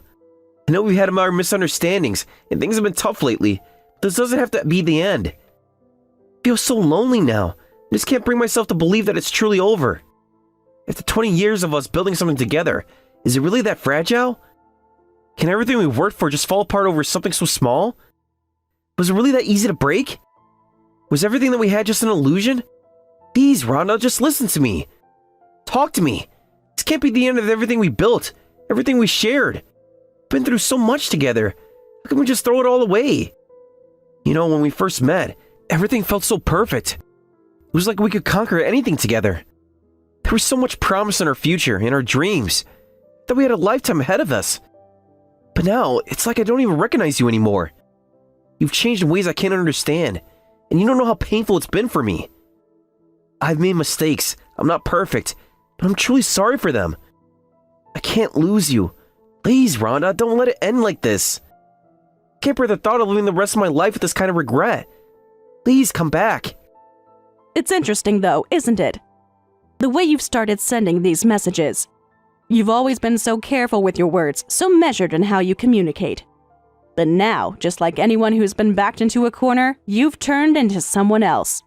You're trying to play the Romeo now, using words to fix things, just like all the other men who try to salvage relationships when it's already too late. No, this isn't about trying to play games. I'm truly sorry, Rhonda. I regret everything. My feelings are real. I'm not using this as a way to manipulate the situation. You're trying to make me believe that, but I see through it. I see exactly what you're doing. You've been mocked by your family, you've been rejected by your coworkers, and now you're looking for someone, anyone, to understand you. You come crawling back, hoping I'll be the one to save you from the mess you've made. But it's too late for that. You can't just expect me to be the person you run to when things go wrong. You've pushed me to the edge. No one will accept you the way you want them to. Not anymore. Everyone can see the truth of what's been happening between us. No one cares about you like they did before. That's not true. You can't say that. You know what we've been through. 30 years, Rhonda. 30 years of building a life together. You can't just throw that away. For 30 years, I've been the one carrying the burden. Forget that. It hasn't been a one-sided effort. Marriage isn't something that should be treated lightly or discarded. I stayed year after year because I was committed. I gave everything I had to this relationship. But now, I can't keep going. I've reached my breaking point. This can't continue. You pushed us here, Chris. You made the choice, and now you need to take full responsibility for what's happened. Responsibility? What do you mean by that? I'm filing for alimony, and I'm filing for emotional abuse. What? Alimony? Why would you do that now? After everything we've been through?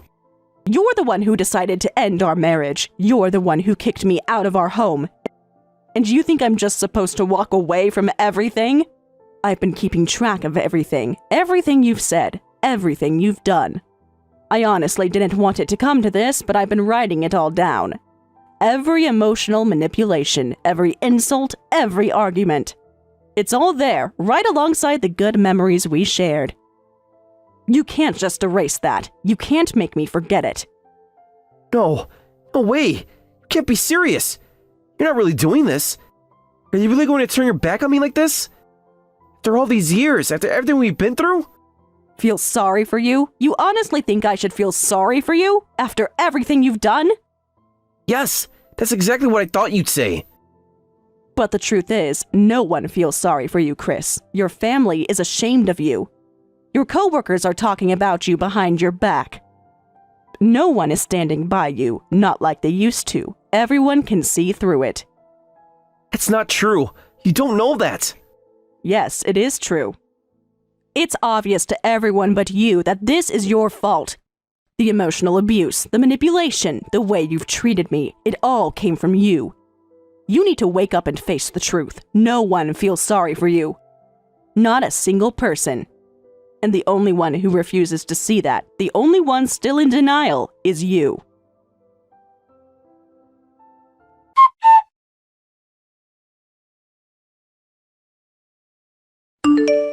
Lacey, I don't know how to thank you.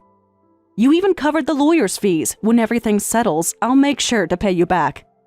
It's nothing really. If rich people don't spend their money, the economy won't grow, will it?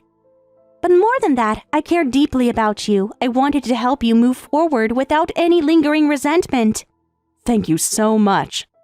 Honestly, I've never had anyone like you to rely on. My relationship with my dad is complicated, and my mom isn't around anymore. I've always been on my own in a way. Well, I can't replace your mother, but I'm so glad I could be someone close to you, someone who cared for you like family. Actually, there's something I've been meaning to ask. Would you consider living with me? With you? Yes, I've been thinking about it a lot. I want to repay you for everything you've done for me. I know you're not my mother, but to me, you're more important than that. When I was a child, I didn't have to face loneliness because of you.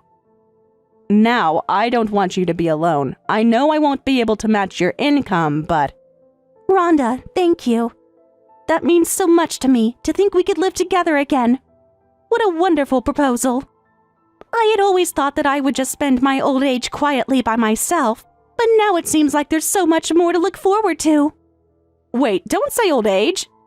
I still want to spend so much more time with you. I don't want to think of it like that. Rhonda, are you sure about this?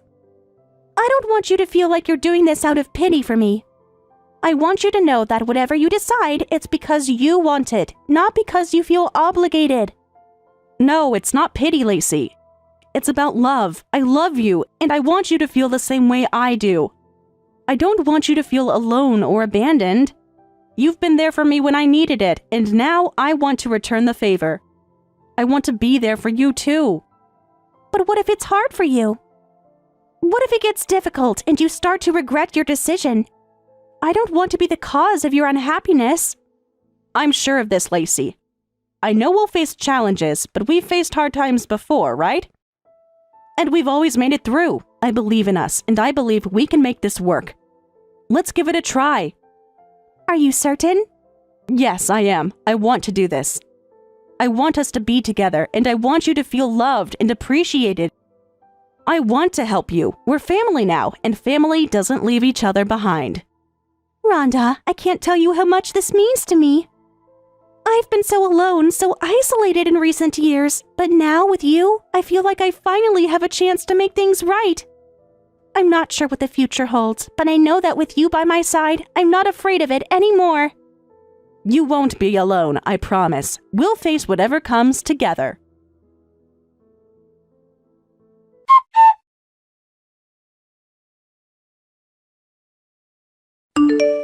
Chris found himself buried in debt, a direct result of the alimony payments he was required to make following our divorce. The weight of these financial obligations was not something he had anticipated when the divorce was finalized, and it became an overwhelming burden that he struggled to bear. This wasn't surprising, though, considering that his income had always been modest at best. There was never much room for savings in his life, and the little he had accumulated over the years was hardly enough to sustain him, let alone cover the financial demands of the divorce settlement. During our marriage, I had always been the one to handle the finances. I took care of everything, from paying the bills on time to managing household expenses. Chris, on the other hand, never really engaged in the financial side of things. He was content to leave all those decisions up to me, trusting that I knew what was best for both of us. Looking back, I can see now that this wasn't the healthiest way to approach things, especially in a marriage where shared responsibilities should have been the norm. However, at the time, I believed it was simply how things worked, and it became our routine. The problem, though, was that Chris never truly learned how to manage money on his own. He wasn't involved in the planning or the budgeting, and when things went south, there was no foundation in place for him to fall back on. The aftermath of our divorce was a harsh reality check for Chris. The alimony payments he was required to make were far more than his income could cover. With no savings to speak of and no experience managing his finances, he turned to credit to make ends meet. But using credit only provided temporary relief, and it didn't take long for him to realize that his situation was spiraling out of control. Chris had always lived paycheck to paycheck, but now, with this added burden, he was sinking deeper into debt. The stress of keeping up with the payments took its toll on him, and he found himself trapped in a cycle of financial insecurity. As his debt grew, so did his anxiety, and it wasn't just about the money anymore. It was the constant worry of what would happen if he couldn't keep up with the payments. Would creditors come after him? Would he lose everything? Looking at Chris's situation, it was clear that he had never truly understood the importance of financial planning. He was the type of person who lived in the moment, always focused on his immediate desires rather than thinking about the future. This mentality works for a while, but eventually, life throws curveballs, and without a financial cushion or any foresight, things can quickly unravel. Chris's spending habits had always been reckless, driven by impulse rather than thoughtful consideration. He wasn't someone who set aside money for a rainy day, and his lack of financial literacy only worsened the situation. When we were together, I had been the one to manage everything, but after the divorce, he was left to figure it out on his own. And unfortunately, he didn't have the tools or knowledge to do so. As I reflect on everything that led to this point, I can't help but think that Chris's isolation was, in many ways, self-inflicted. His failure to invest in relationships outside of our marriage was something that came back to haunt him. While I had always been someone who valued close friendships and family bonds, Chris didn't put much effort into cultivating meaningful connections with others. His friendships were shallow, and his relationships with his family were strained at best. He never made time for anyone other than himself, and that lack of effort left him alone when things started to fall apart. His isolation mirrored his financial struggles. Both were the result of his inability to think beyond his own immediate needs. And now, As he faces the consequences of his actions, he finds himself with no one to turn to for support. The loneliness he now experiences is a direct reflection of the choices he made throughout his life, and it's hard not to see that he brought it upon himself. As for me, I was determined not to let Chris's problems define my life anymore. I had spent enough time feeling weighed down by the past, and I wasn't going to let his financial mess continue to impact me. I wanted to move forward, to create a life that was more fulfilling and centered on my own happiness. It was time to embrace a new chapter. That's when I made the decision to move in with Maggie. We had been friends for a while, and our relationship had grown into something deeper. Living together was a natural next step, and I couldn't have been more excited about the change. It was a fresh start, a way to leave the past behind and build something new. Living with Maggie has been a transformative experience. The dynamic is completely different from what I had with Chris. For years, I had carried the weight of all the responsibilities in our household. I was the one who made sure bills were paid on time, that our home was kept in order, and that everything ran smoothly. Chris, for the most part, wasn't involved in any of that. He was content to let me handle everything while he focused on his own interests. It was a lonely existence for me. I often felt overwhelmed by the amount of work that needed to be done, and there was little appreciation for all the effort I put into keeping things together. But living with Maggie has changed all of that. We share the responsibilities now, and it feels like a partnership in the truest sense of the word. We cook together, clean together, and take on the challenges of daily life as a team. The difference between my time with Chris and my life with Maggie is stark. With Chris, I always felt like I was doing everything on my own. There was no sense of equality in our relationship, no shared burden. But with Maggie, it's a completely different experience. She's an active participant in our household, and it's such a relief to have someone who understands and values the importance of partnership. We support each other emotionally and practically, and there's a sense of camaraderie that I never experienced with Chris. It's a beautiful thing to have someone who is equally invested in the well-being of the household and our relationship. In many ways, my life with Maggie has been a healing experience. I no longer feel like I'm carrying everything on my shoulders. Instead, we share the load, and the burden is so much lighter. It's not just about the physical tasks, it's the emotional support that makes all the difference. We talk about our dreams, our hopes, and our frustrations. We laugh together, and we offer each other reassurance during tough times. I never realized how much I needed that kind of emotional connection until I experienced it with Maggie. It's the kind of support I had been longing for, but never had with Chris. While I am happier than I've ever been, I can't help but wonder what the future holds for Chris. His financial struggles are just one part of the problem. There's a much deeper issue at play. For years, Chris lived a life focused on his own desires and needs, with little regard for the people around him. He's left to face the consequences of that self-centeredness, and it's unclear whether he has the capacity to change. He has spent so many years living with a narrow view of the world, and it's hard to imagine him making the necessary shifts to truly change his life. His isolation, both financially and personally, is a result of his own choices. While I feel sympathy for his current predicament, it's difficult to overlook the fact that he brought this upon himself. I've learned a lot throughout this journey, particularly about my own worth. I've come to realize that I deserve a partner who shares the load with me, someone who values the things that truly matter. I've learned that it's okay to let go of people who no longer contribute positively to your life. I've learned that happiness doesn't come from financial stability or material wealth. It comes from the relationships we build and the love we share with those who truly care about us. Living with Maggie has shown me that happiness is possible, even after experiencing pain and disappointment. It's a reminder that life's greatest rewards come from the connections we make with others and the love we give and receive. For the first time in a long time, I feel truly content.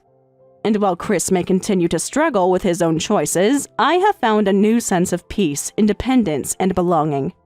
I no longer feel burdened by responsibilities that I once carried alone.